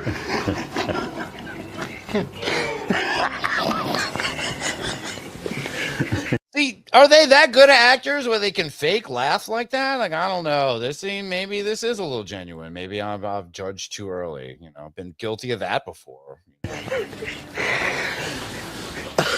The exotic candy got to it. Exotic candy got him from Laxatonia. Yeah, look at Buck's beard. He aged quick. Oh my gosh. Hey, he's gonna break a seal. This is the stuff that was these are probably bits they wrote so long ago. It was too hot for Discovery Channel. It got cut. They're like, we can finally do that laxative bit. Oh my. You okay, Bill? Give me a minute. We're ready for our next review, Bill. You know, and they're putting that image in now, talking to him, where you have to think about that guy, Wild Bill, that guy you know from TV, the hoorah guy who's always screaming about, catching monsters. Now you have to think about him with his pants down doing that. You have to think about him shitting. Like, I don't like that. I don't want to think about that.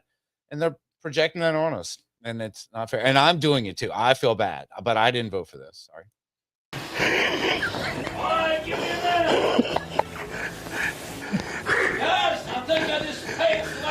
That was it.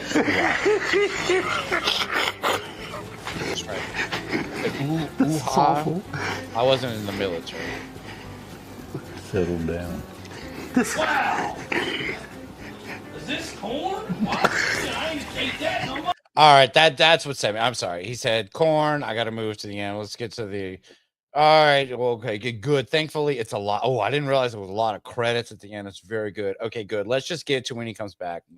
But listen, if there's something you want us to try or something for us to review, check out our website, thesoateam.com. Go to our Amazon wish list. Have fun. Be brutal. We don't care. We're gonna have fun doing this. And they do have a members only. Now look, they have like tiers like Patreon. Like they have Dre's back. Hey, they have a $5 tier, a $10 tier, a $20 tier on Patreon. We can join the channel and you can request them to eat stuff. I zoomed to the end. Wild Bill thought there might have been corn. Yeah, it got very bad. Corn was mentioned. All the dumb shit. Oh, missed the corn? Not a corn joke. Yes, of course. Did I eat corn? You know, it's better if you say something like, did we eat at Kenny Rogers' restaurant recently? Like, that's a funnier line. I think if you... Yeah. Did we go to Long John Silver's last week? That would have been, I don't know, something. Yeah, something to evoke that. He went to corn, but they're about to wrap it up, and they're telling, oh, look at Huckleberry. I wish I could zoom in. I don't fucking like that look he's But giving he us. looks happy. What are you talking about? He's fucking, he's a pig in fucking Wild Bill shit right now. He's loving every moment of this. This is Talk to me about that shit right now because never mind. no. Don't you drag this stuff down. All right. To everyone involved, let's let him wrap it up. I gotta take care of my. She turned 102 last week. Okay, she turned 102 like 3 days ago. She needs help. Don't you be talking this shit about shit to me. And look, if you get to 102, I say to you, deserve to have your ass wet. All congrats. Grandmas. Absolutely congrats. Shout out to Meemaw for sure. Let's watch the end of this, and may God have mercy on us all for this. Sorry. Appreciate you watching. Bill, you okay? Yeah, I'll be out in a moment. All right, that's the end. Good. That was it. That was the end of that. Thank God for that. All right, look, we're getting into now. I'm sorry. Now this is their YouTube presence. This is what they're doing. So they actually have a real show. They are not just reviewing chips and shits and all that stuff. They're actually doing Mountain Monsters on YouTube. And thank God, 2 days ago, they released their first episode. Now we are going to go to that. I want to take a quick little break because all this bathroom talk is getting to me. We're going to play another song. We're going to come back and we're going to watch. We are going to watch their first episode because they can't stop us because it's just a YouTube show now. Right. It's pretty great. I'm going to put on a song and I'll put on a background and make sure I got this all working. I figured out, I know I fucked up playing the last couple songs. But this is more new music. I'll be back in about 2 minutes. This is a new song from a band called Together Pangea, and it's a band I like a lot. This is a brand new song, came out a couple days ago. It's called this is the song Empty Church. I will be right back. Here we go.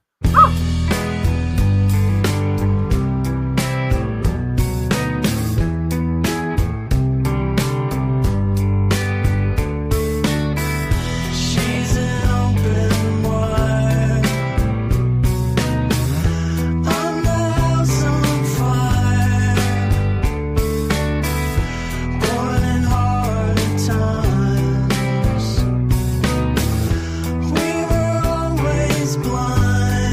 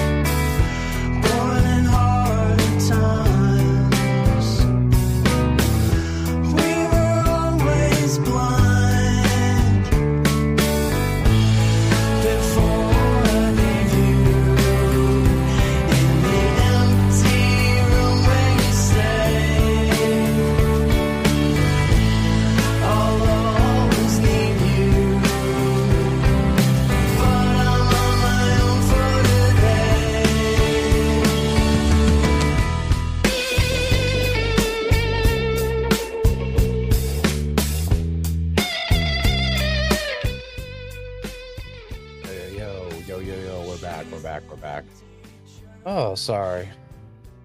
All that bathroom talk, I admit, All right, here we go. Trace back. Here we are. Yeah, that was it. That was yeah. Hey, I'll turn the music off. That was a new Together Pangea. Great song, great band. That's a new single. So much. Yeah, great band. Album. I have a recommendation. It's an older album, but Battleac. There's an album called Battleac. Very, very great album. That shit came out in like 2011, 2012. No, I know, but they're still there. That's new music from that. It was from a couple days ago. Good stuff. Great band. Now we're gonna get into me. I feel like I've been saying this forever. Like, trust me, this was a frog here to show you guys, but he wouldn't come onto my hand. Oh, well, we've finally gotten to where we need to be, which is the full setup to the Sons of Appalachia, which I got to get used to saying with old boy. Do I even have his? I want to play it again with old. Hey, this is Ryan Russell. No, it's not Ryan. Sorry. All right, I haven't done this in a while. Here we go. Now, everybody. Now, hey, welcome back. We are going to get into the Sons of Appalachia, or formerly known as the Mountain Monsters. They are back. They've released their first ever episode. This is season 1, episode 1. It's called The Box, The Book, and North Carolina. Sons of Appalachia, season 1, episode 1. Who's with me? Who's hyped? Let's go. Who's ready to give these guys money? Raise your hand. I really am. I'm going to sign up to their thing. Here we go. Let's hear the new song. Heart of Appalachia. There's a darkness that's stirring, and these legends, they don't just haunt your dreams, they follow you home. This ain't no fairy tale. These boys were born of the dirt, raised by the wild, and they're hunting what most won't even speak of. Bill's got fire in his step, Hook don't miss, and Buck's out chasing secrets through the mist. Every trap they are the Sons of Appalachia. Yeah, we're under attack, and if you hear they're back. Last time on Sons of Appalachia. Whoa! This is season 1, episode. What? Then the song ended. That was great. No, yeah. Look, I'm wondering because that song sounds so AI. It's like Buck never misses, and Huck, he's a guy. Well, let's go back. Let's. Looking in the mist. The song is great. I want to hear the parts where they get their shout out lines, like in a rap song. Like if you're like Unbelievers, it's a rap song. Here we go. Won't even speak of. Bill's got fire in his step, Hook don't miss, and Buck's out chasing secrets through the mist. Every trap they are the Sons of Appalachia. We're under attack, and if you hear drums beat. Last time on Sons of Appalachia. I just want to start documenting this. I came out to my truck, and this is sitting inside of it. What? Everything's been quiet for a long time. But ever since we said something about coming out with a new show on YouTube, now all of a sudden I've got something in my truck. I'm going to have to call Huck, try to find out what these coordinates mean. Okay, so this is the initial setup. I guess last time on TikTok. I'm on Appalachian Brothers.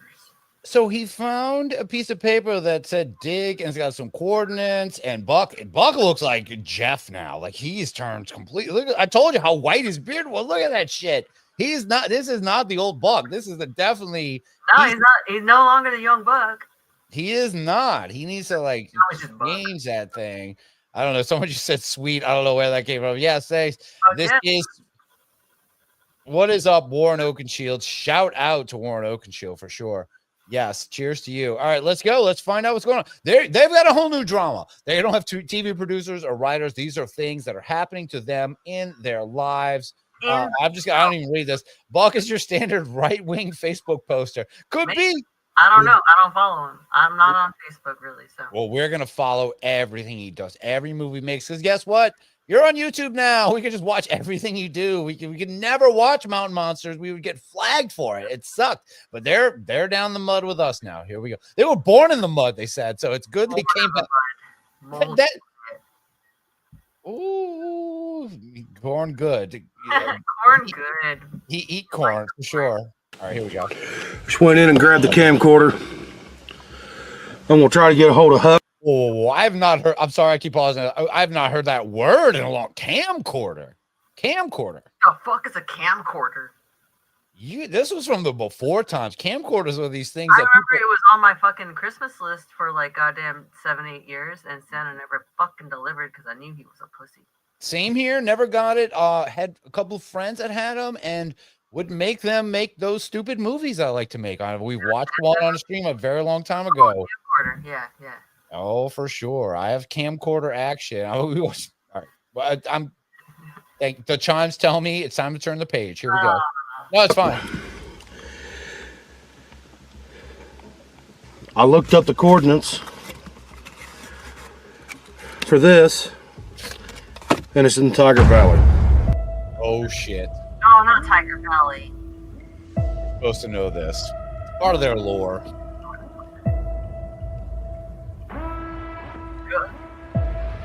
I actually thought it said Russ for a second. I was like, wait. Russell Ryan. Put his name backwards. But honestly, I'm not too afraid of Gus because he looks real small. Now I'll spoil a little bit. Do you know who Gus is? This is a really shitty grave.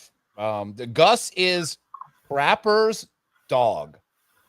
Oh no! So this is not only is Trapper dead, his dog is long dead, and Buck is gonna desecrate this grave and dig up dirt. Watch. Okay. Yeah, R.I.P. Gus for sure. But Buck, when Buck gets coordinates and pieces of cardboard written on like homeless signs in his car, he's gonna be there investigating. So here we go. He's gonna dig up a dead dog grave from his dead friend. This is great. Okay, let's dig this fucker up. What the hell? Let's go. Now, good job. Yeah, he does. Now, much like anything Buck does physically, there's always a quick cut to it being done. You know, like he never poorly. Yeah, he's not even sweaty. He dug up this very dirtless box, as you can see. This box has not been in the. What's that? That's water, right? He's like sifting. No. Like No. So this is what he dug up from the grave, which looks very old but fresh. But here we go.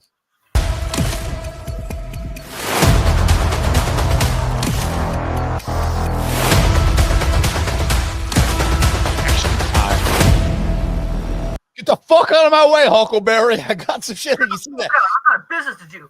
He fucking runs it. There was action shots. So this is one of those things like with the old show, I wasn't worried about who was filming what. I think Huckleberry was filming his truck coming up and they had to film Buck running it. Look at this little action montage they did for YouTube. They're really trying to be their show. But let's see. It doesn't have the same effect. There we go. Sorry if I went back a little too far. Don't care. Grave of Gus. All important stuff.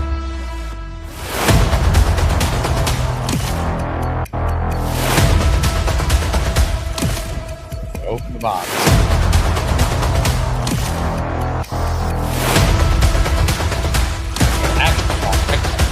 Fuck out of my way, Huckleberry, you old piece of shit. GPS coordinates.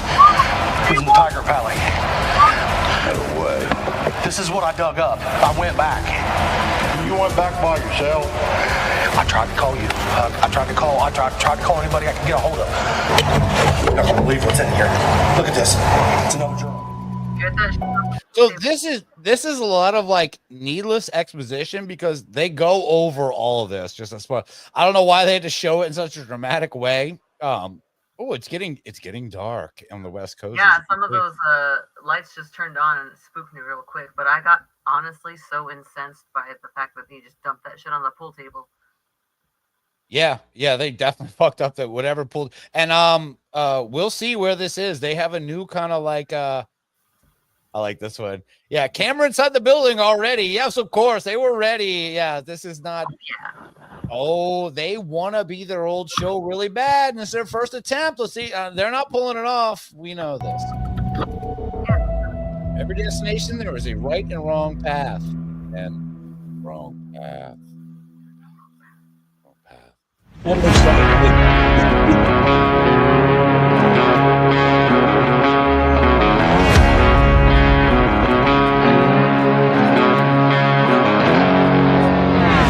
Holy fuck. So then now we're getting like the most crazy ass intro for who would wear S&M boots like that we know. Of course, Drea Mora and Wild Bill, of course. Look at this. Dude, if I was, I'll give him props for this. If I was doing a YouTube show like this, That's a statement there. watch his intro to this. This is insane.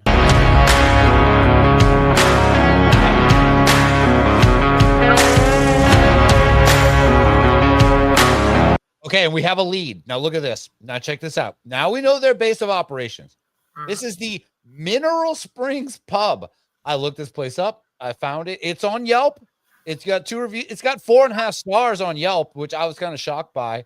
One person said, "Hey, it's a great place to go after work between 9 and 12. After that, all bets are off." Said all bets are off after midnight. This place gets fucking nuts. We are going to call them at some point. I have trouble. I know go there at some point. I think we could call them now. I can't. Some reason the Bluetooth on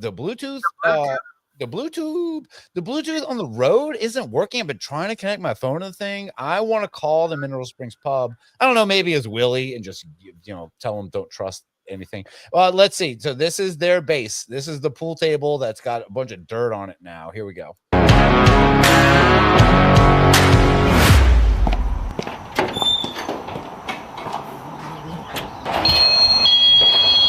What's up, brothers? Huh? That's what I'm talking about. I called it back. Bill, how you doing? Hey, fella. What's going on, fellas? I'm dying to know.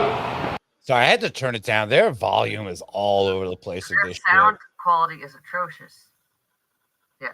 It's pretty bad so far, but as long as you're able to follow, I think but that's why they want those donations. They're like, we'll take 10 cents. It'll help anything. On purpose, like, look how bad our sound quality is. Don't you think you guys should like make us get some better equipment?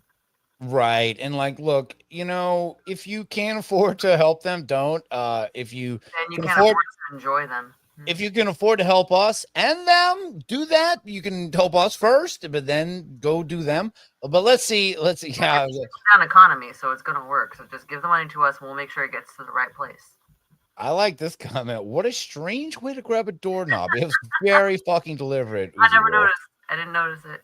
All right, you want me to bring it back? You want me to watch when Bill? Sure. Oh no, yeah. For Uzi Wolf, I would do anything. I will do anything. Here we go.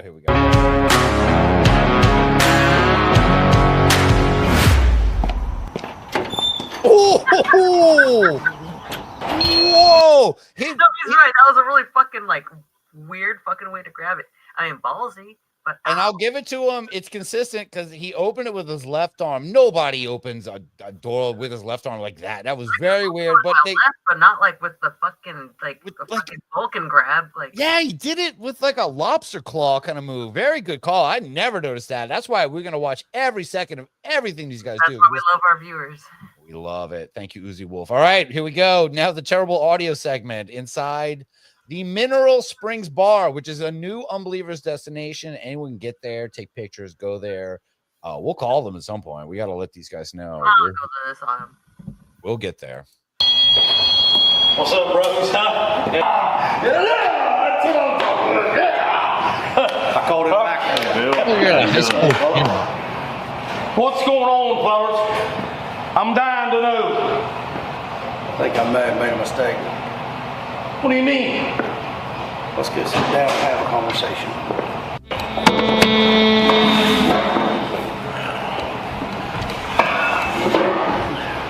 Please fill me in. I am dying to know, brother. So I'm thinking it must have been yesterday now. I've been up all night. Yesterday, someone left a note on my truck. And it had GPS coordinates on it. And it said, find Gus and dig. And it's right there in Tiger Valley.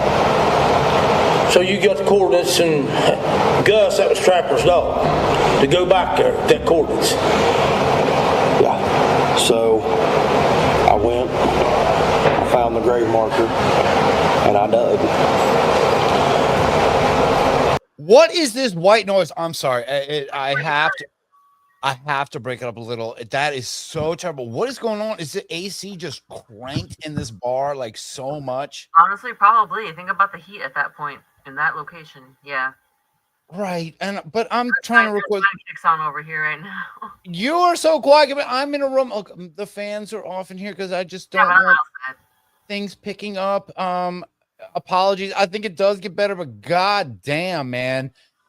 Fix your shit. I don't know. This is where we see the cracks. You know, we thought it would just be them doing their thing, and it kind of is. And they're not ready. This is gonna be a fun watch along. I think we would be more ready than they are right now to do it. We're doing great. Look, you're killing it. Here we go. Let's prepare your ears. Apologies again. They definitely don't hang on this bar that long, but let's hear the setup.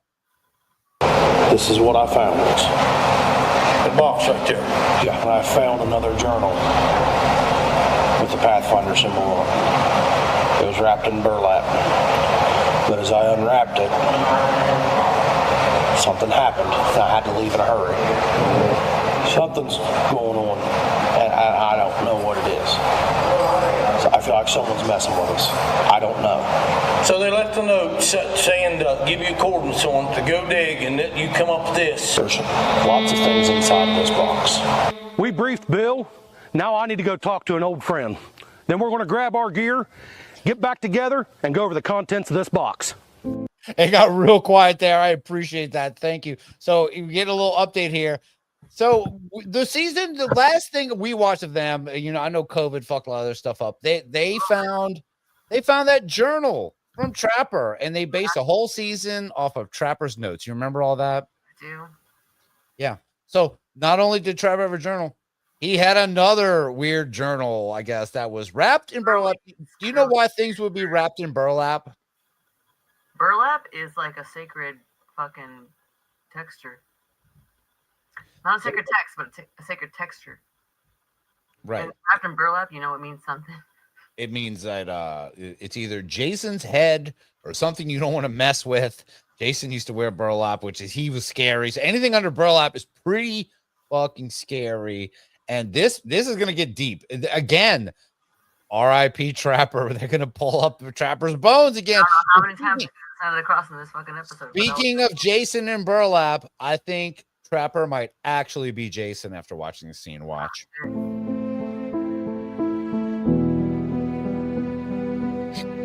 What a leap.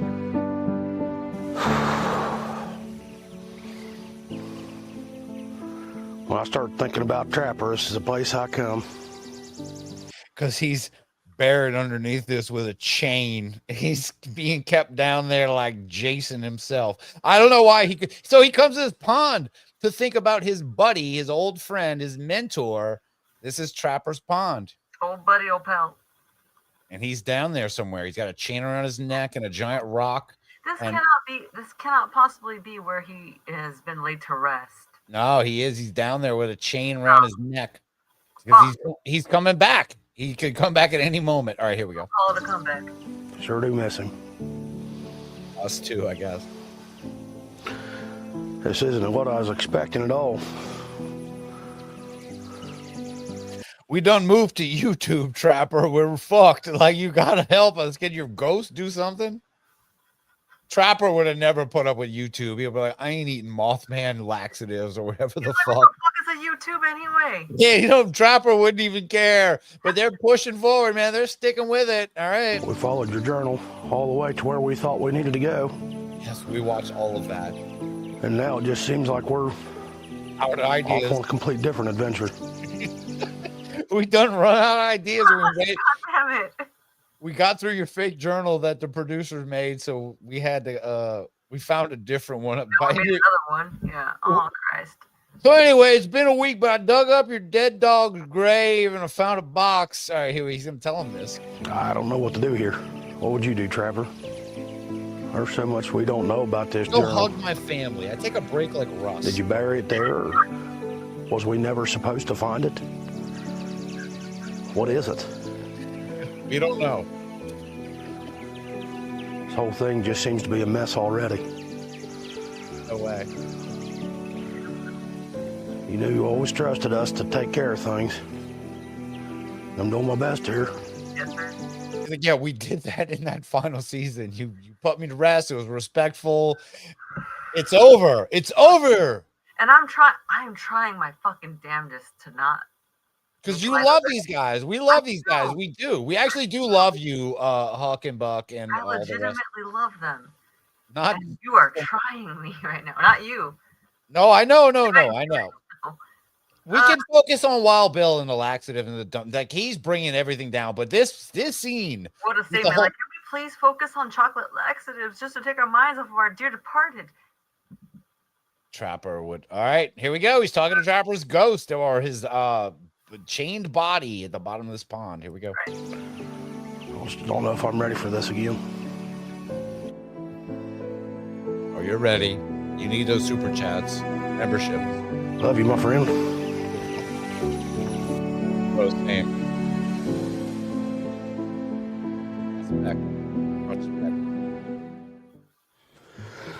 Bill, me and Huck already looked at this. Okay. We didn't go through all the contents. We wanted to bring you in and show you and see what we're dealing with.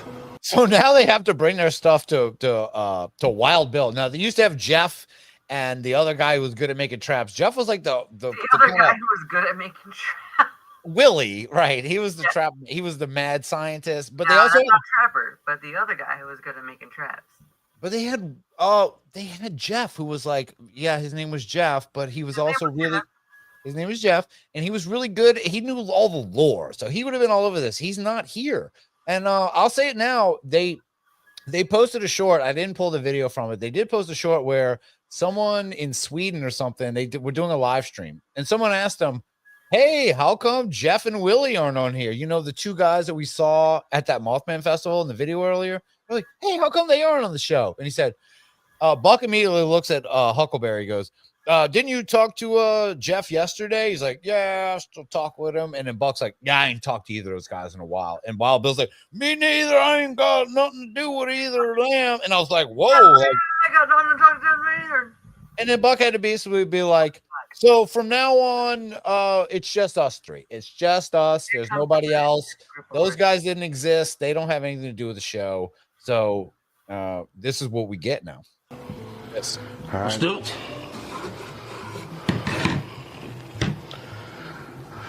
I know, right?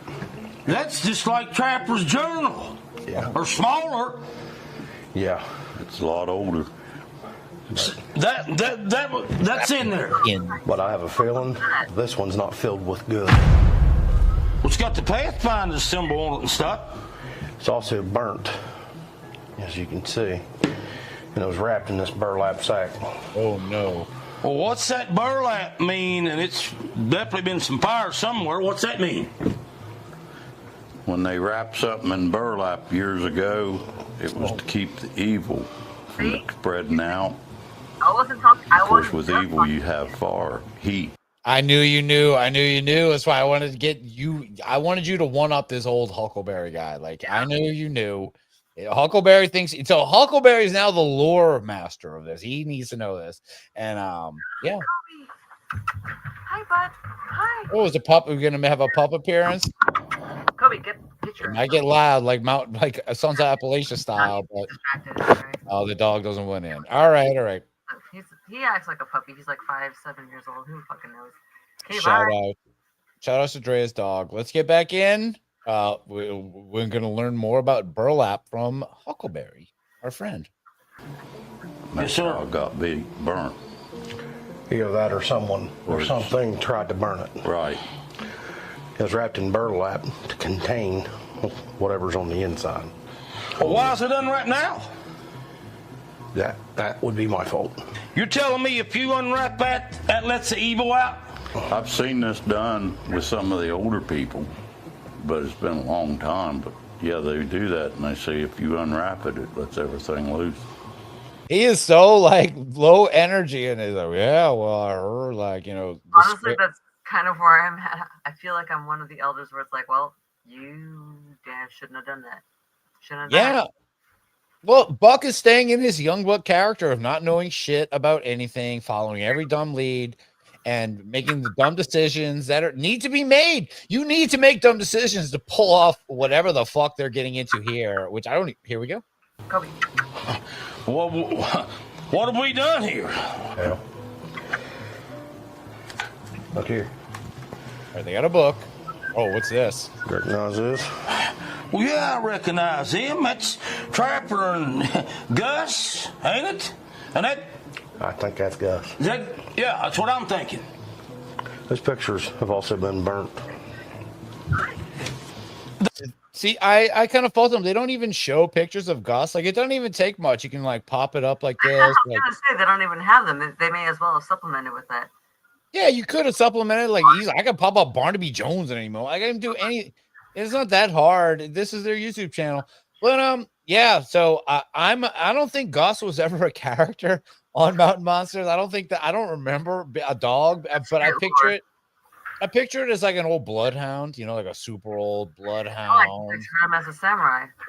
Yeah, it's like an old hunting dog. It's definitely a dog that could trap something. That's what Trapper would. A trapper. Right? That's what Trapper would want.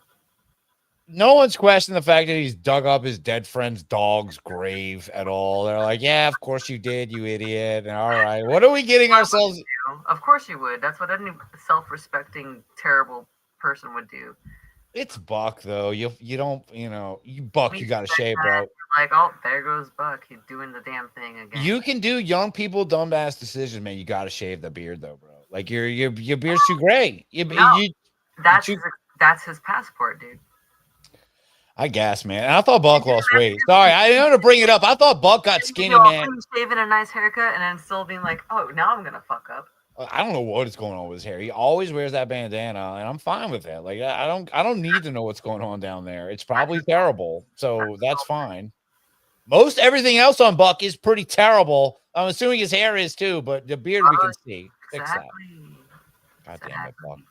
I got notes for you, Buck. You're gonna listen. All right, here we go. That's them same pictures was in that shoebox before, wasn't it? Yeah. Well, they wasn't burnt then. Now they are. Well, it's a different box, different pictures. Who's in with that? Yeah. Same pictures in a different place. Well, why would they be burnt? I mean, somebody or something burned them. I don't know, Bill. That's all the farther me and Huck made it. Look here. Old tampon. It's an old doorknob. That's that done doorknob I grabbed with my left hand and grabbed it like I was Mr. Spock. And I can grab. So there's an old door. This is Mr. Spock. I really hope the old writers and producers of Mountain Monsters are watching this going, this is that shit they pitched to us. These and we were like, are the old writers. oh, there's no writers anymore. It can't be. They're not paying anybody. They're asking for our money at this point. Were they never not? I don't think they ever. Well, I did have to sign up for Discovery Plus to be able. They've definitely gotten my money, and we did pay for their autographs. I have paid money to watch a single episode. We've paid on YouTube to rent entire seasons. Is scarred forever into my brain, and we've handed them cash money ourselves to take pictures. It's the price of part of my soul. I can't. I kind of wish I had those pictures at the ready of us hanging out with these guys, but I've got we'll have it next. Believe me, this is just episode 1. We'll cover every second they ever do because they can't strike us. No, maybe not. We'll see. Here we go. Yeah, it's got a thong on it. Did you say a thong? Yeah. What thong? Well, thong. It's affecting his brain. What? Bill, a thong is something you wear. Well, that's a thong. Well, it's a piece of rope, string, or something. I mean, I guess that's a thong. Yes, sir. Yeah, Wild Bill's brain is just destroyed by porn and sexuality. Thinks any piece of string is a thong hanging off. To be fair, most porn does not feature thongs. They usually just don't bother with that. Not the good ones, at least. I mean, come on. The good ones don't bother with any kind of lingerie. Yeah, I don't know. It depends on what people's definition is of good, anyway. Right, or they just have regular panties and are on a bus in Japan. Looks like an old watch. Okay, Oops. now I know. And it looks like it's I don't know where that was just a joke. I wonder if that was Trapper's. Too small.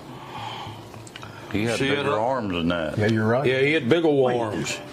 Right at 12 o'clock, That's not a woman's watch, is it? It looked like a woman's watch. Leather. You look like a woman's watch. What are you talking about? My watch. Jesus. Yeah, that's my watch. I've been looking for that thing. I don't know. Some dog took it from me years ago. Yeah, I was trying not to make a big deal out of it, but here we are. Like Huckleberry knows what a woman's anything looks like. Come on, man. God damn it. It easily could be. A little narrow band, you know. Yeah, Trapper had big old arms, man. There's a cut there. That's a wood chisel, ain't it? Yeah. And it is wore plumb out. Yeah, so that's had a bunch of use on it. You see it? Done a lot of whittling with that one. So, Whittling. yeah, keep these items in mind. These are all your Chekhov's guns of this show. There's a wood whittling thing. There's a woman's thong watch. That's a woman's whittler for sure. I know when I see it. Oh, wow. This is they literally have a mystery box. They're like, this is, oh, I like that. Oh, hello. There's my mama. Hey, Mom. Come on out. Hi. Hey, welcome. Say hi. Yeah, I love this. This was great. It looked like someone popped in like a video. That was great. How was the river? I'm not down there, am I? Yeah. Oh my God. It was great. It was nice. It was good? Yeah, it cooled down beautifully. It was warm when we first got there, but it's gorgeous. How's the music? Yeah, it was what's you heard it. The same band? Yeah, they got a little too country at the end. It was like, well, it was good. I'm good. I'm glad you had a good time. yeah, it was nice. Good. Nice. Thank you. Nice meeting you. Bye. Bye.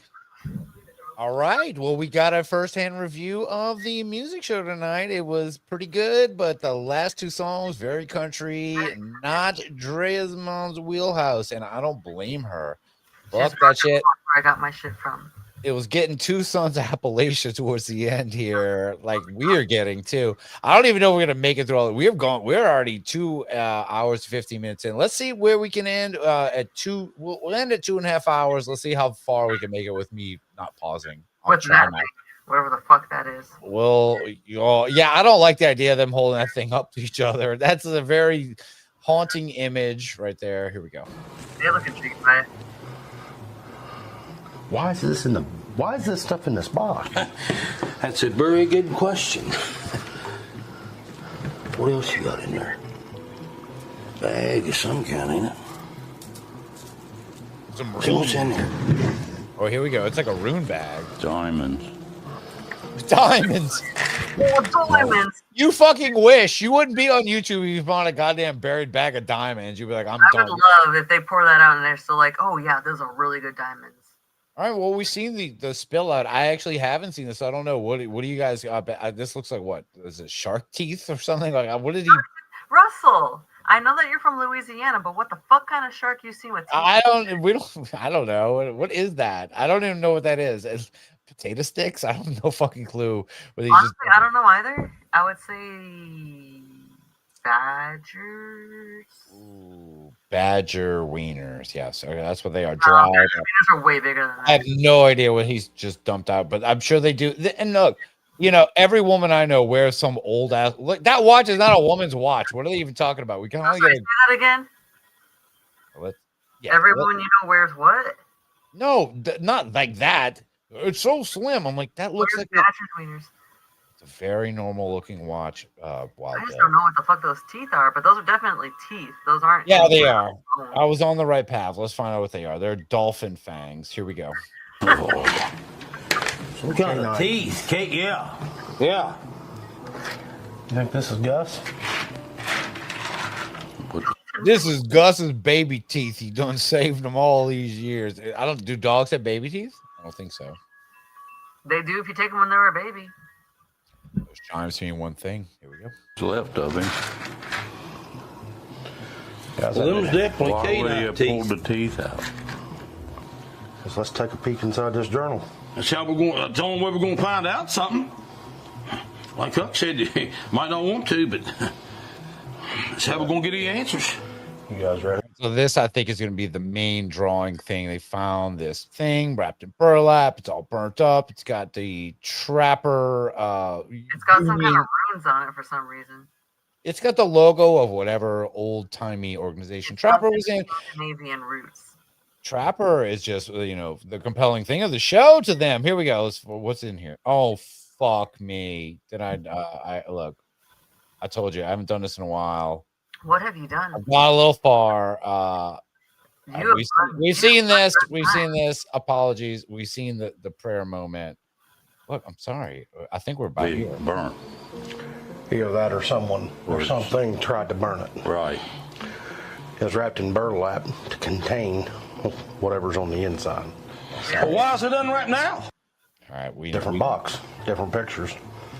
Who's in with that? Yeah, same pictures in a different place. Well, why would they be burnt? I mean, somebody or something burned them.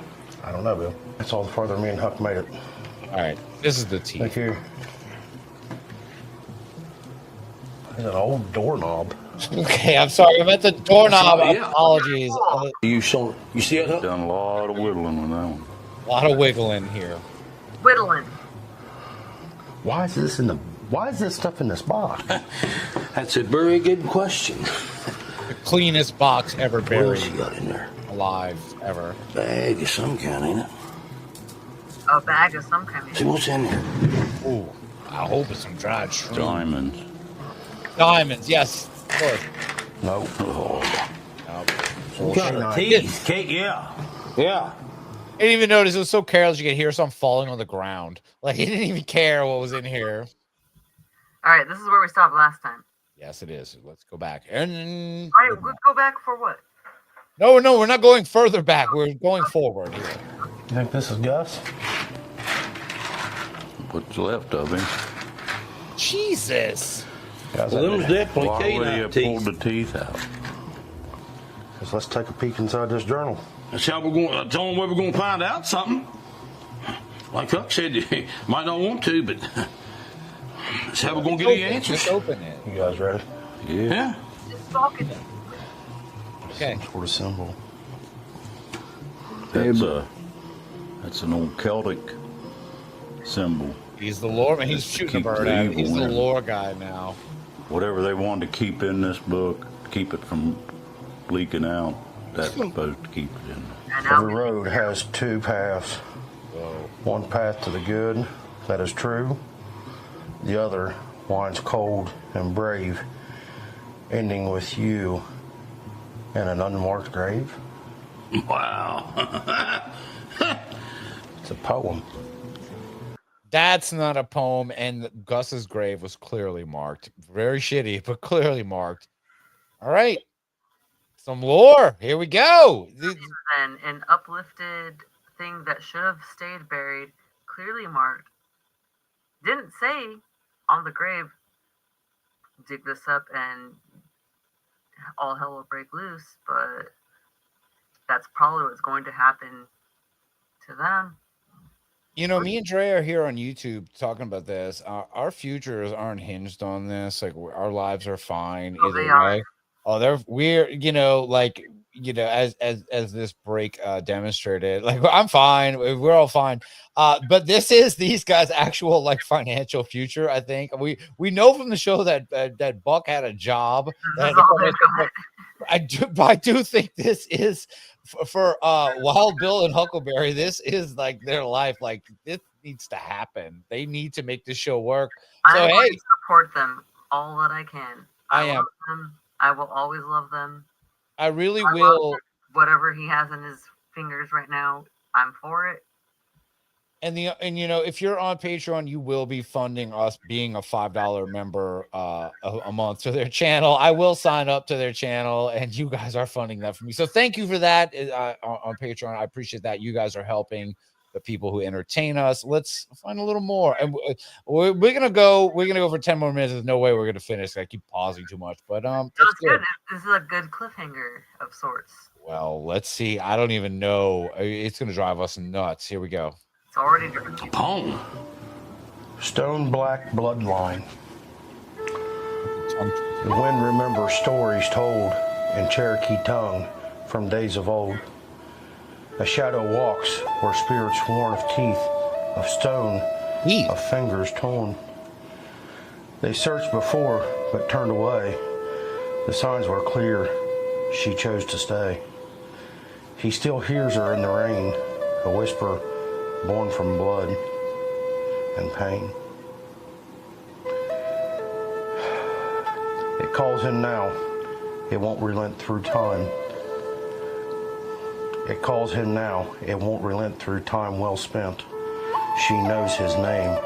She knows his line and waits. Well, that was a floating lantern. You're not getting away from me. Sorry, I saw that real quick. No, and then the wind kicked up like crazy over here, but that was just funny. Ooh, see, I wish I was outside doing this show. We could have emphasis marks by nature. That's pretty great. The wind chimes silent though. That's it's a little telling. This is creepy. Him reading this, I don't know. Just something about a girl. I don't like women being involved with these guys. They're called I hate when women are involved in anything. I'm fine with it, but not with these guys. I don't like when they talk to. I don't think that's why they call it Sons of Appalachia. It's not Children of Appalachia because there's no women involved in this show. Thank God. I don't want to think of any women being involved with any of these guys. But they are bringing a ghost woman into this, and God help her. God help for him beneath the pine in her old home of Caroline. Sweet Caroline. Stay on track. What do you say? Don't do crack. Stay on track. Wait, what the fuck? Hold on. That was a terrible idea here. It calls him now. It won't relent through time well spent. She knows his name. She knows his line and waits for him beneath the pine in her old home of Caroline. Don't look back. Stay on track. Stay on track. That was the most third grade level, like rhymey little poem. That was so bad. Buck, Trapper wouldn't write anything that bad. I mean, you blame No, that on wasn't from Trapper. That was from some Cherokee witch. yeah, this what is yeah. Some Or what have you. So Trapper hooked up with some old witch back in the day. She's burying things on top of his dog's grave. This is fucked up. This is all fucked up, man. This whole fucking thing is fucked. I'm so glad they're on YouTube. They can just do all this fucked shit, and we can just watch it. Like, great, good job, guys. You guys are killing it.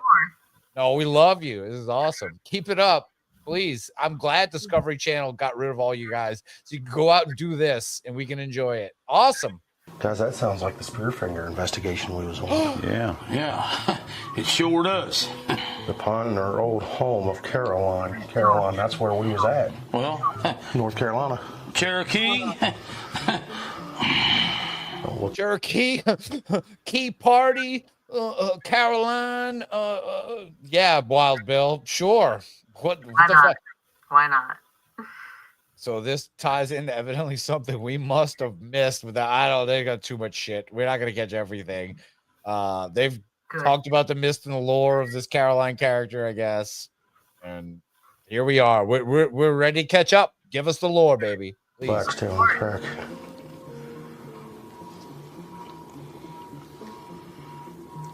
Put your glasses on, Bob. She knows his name. She knows his line, and waits for him beneath the pine in her old home of Caroline. Guys, what else is in the pines of North Carolina? All right, that's this week's poll. Put your Marco glasses on. What's in the pines of Carolina? Is it the Dogman? Is it Mothman? Is it Caroline Man? Who knows? Here we go. You know what I'm getting at. Yes, sir. Cherokee Devil. Yes, sir. Turkey Devil. I think we just got ourselves into a mess. He said, I think we got to get ourselves some meth. Yeah, I would too. I think that's what he said. I think, all right, we got to get ourselves some meth. Hold on. Here we go. This is in the pines of North Carolina. You know what I'm getting at. Yes, sir. Cherokee Devil. Yes, sir. I think we just got ourselves into a mess. We just got ourselves into meth. We just got ourselves into meth. We thought we were out, but we are back. We are back into meth. It's the only way. Honestly, meth might be the only solution to this like riddle. That like it's the only way these guys are gonna figure that shit out. Thank God this is where the show is going, because they don't have the Discovery Channel limiting them anymore. They can do all the meth they want on the show. That would be great. Oh, See, please. I swear to God, I swear I heard that fucking quote before, and I feel like I'm having deja vu right now, saying that I had deja vu about saying that or seeing that comment somewhere. Like, oh, all we've got to do is get into meth. And you got to figure it out. And they really said it. He's like, and Huck's like, I knew this day was coming. Be honest. All right, I'm ready. Let's go. Huck's gonna go, I never actually stopped. So it's fine. I have it right here. Just judging by the body frame, I don't know. But everyone's Okay, I'll say this too. Huckleberry looks skinny just because he's standing next to Buck. And Wild Bill looks skinny. Wild Bill is kind of built, but he's also standing next to Buck. It's a perspective thing. Buck is anyone fucking. standing next to Buck is going to look like a very healthy, complete non-user of any drug whatsoever. Buck's bigger than ever, and I mentioned this while you were wondering it, but doesn't it look like they're in that cabin we first stayed at in Ohio? Yes. It looks exactly the same, like the doors, double doors. I think that when we went, double doors, it looks like they're in a camp, and if we could find pictures from that looks exactly the same. Like they are in that place. Close. Granted, most cabins are made out of wood and double doors, for sure. I'm thinking wood is the material that was used to be building this cabin. Wood. You know, I made a pipe out of wood that we could smoke meth out of and figure this whole mystery out. Oh, okay, Huckleberry, calm down. We brought up meth is now a factor. All right. Let's watch a little more. Man, we're 2 minutes away from 2.5 hours. We're gonna watch a little bit and then we're gonna leave our clip. I mean, we don't have to do this. I mean, production's here. We already had a hunt set up. We don't have to do this. Well, I mean, it's in that journal. I know. And it led you right to the digging this up, and we're back here and with the contents out. So yeah, I know, Bill, but I went and dug this up because somebody left a note in my truck. All right. You got a truck? No, all right. What I'm saying is we already had a hunt, a Bigfoot hunt lined up, an investigation. Bigfoot. Like, we don't have to do this. Nobody has to do it. But you do need the super chats and the members. So come on, get it together. You know, guys, bitch calling us back to North Carolina. Bitch calling us back Time to put a period on the end of I heard that too. He said, "Bitch, calling me back to North Carolina." Let's hear. Yeah, you don't have to do this. You know, guys, bitch calling us back to North Carolina. I swear to God, that's what Time it to said. put a period on the end of this sentence. I say we go. As much as I hate to. Trust me. Bitch calling, we gotta go. it ain't like we ain't been there before. But it says in there to keep going forward. Don't look back, right? The problem I have, I don't know if any of this has anything to do with Trapper. Whether it does or not, you found that note in your truck that took you right to this box. Yes, sir. It involves us because it involves you. Yes, sir. Well, I guess that makes the decision final. Well, you guys know the routine. Get your affairs in order. Yes, sir.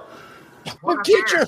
What affairs do you have to get in order? Talk to your loved ones. Let them know you will not be in contact for quite some Your time. loved one or two or three? Huckleberry's like, you guys are the only people I know. What do you mean? Like, let's go. What about Jeff and Willie? Are my affair. They're dead to us. Jeff and Willie are dead. The only time you'll see Jeff and Willie is in just casual news footage of them being filmed. Like, that's crazy. We've seen the entire team tonight, but separately. The other two are just hanging at festivals, getting weird things. And these guys are fucking.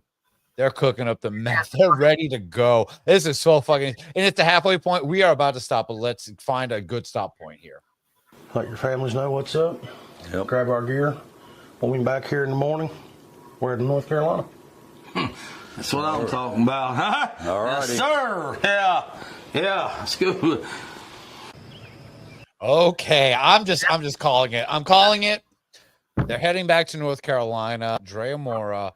Wow, look. All right, I feel like I've got a little practice now. The Unbelievers are back. How about that? How fucking great is this? So, episode 199 will be coming soon. We will record that soon. And look for us doing shows like this. I'll have more details about that once we get to the episode that comes after episode 199. Do the math on that.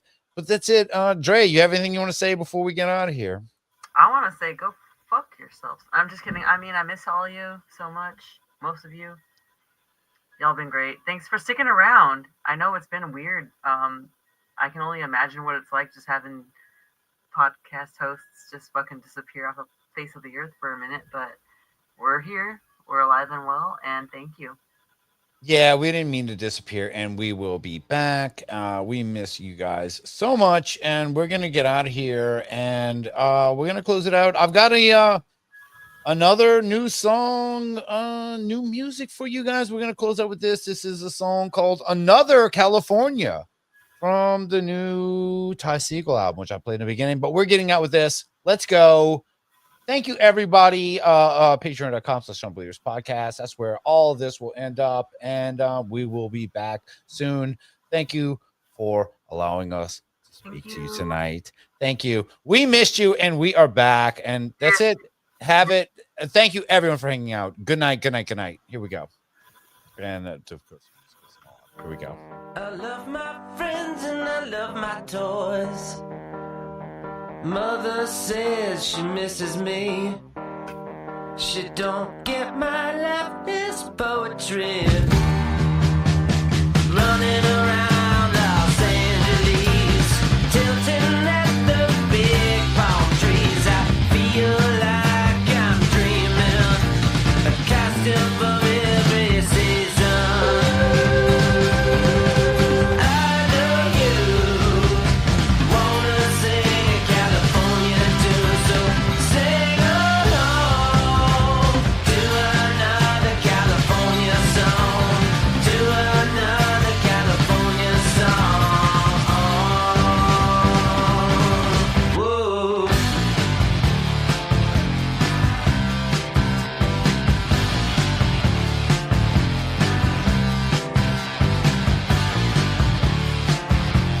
It looks like the ET.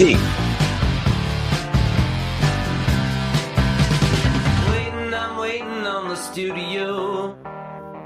Here the landlord says I got to go. The star I was supposed to be. Now nobody is calling me. It's a little concerning, 'cause the supplements stop working. God, I hope I'm dreaming. This dress of love is fleeting.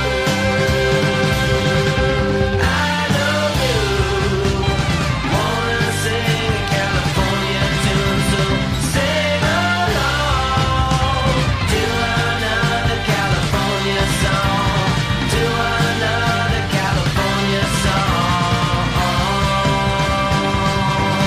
Whoa. Good night, everybody. Thank you. Great. Russell Ryan. Bring back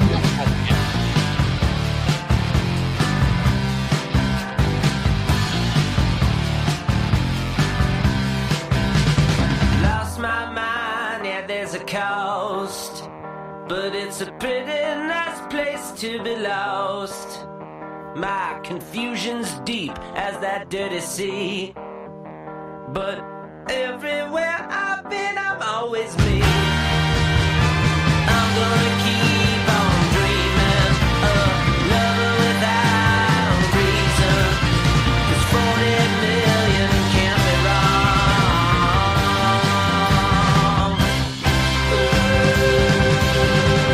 I know you wanna sing a California tune, so sing along to another California song, to another California song.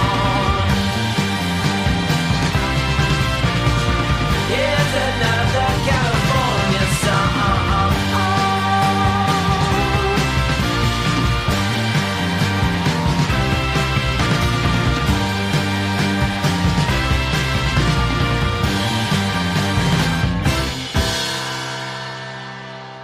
Discontinue. Discontinue.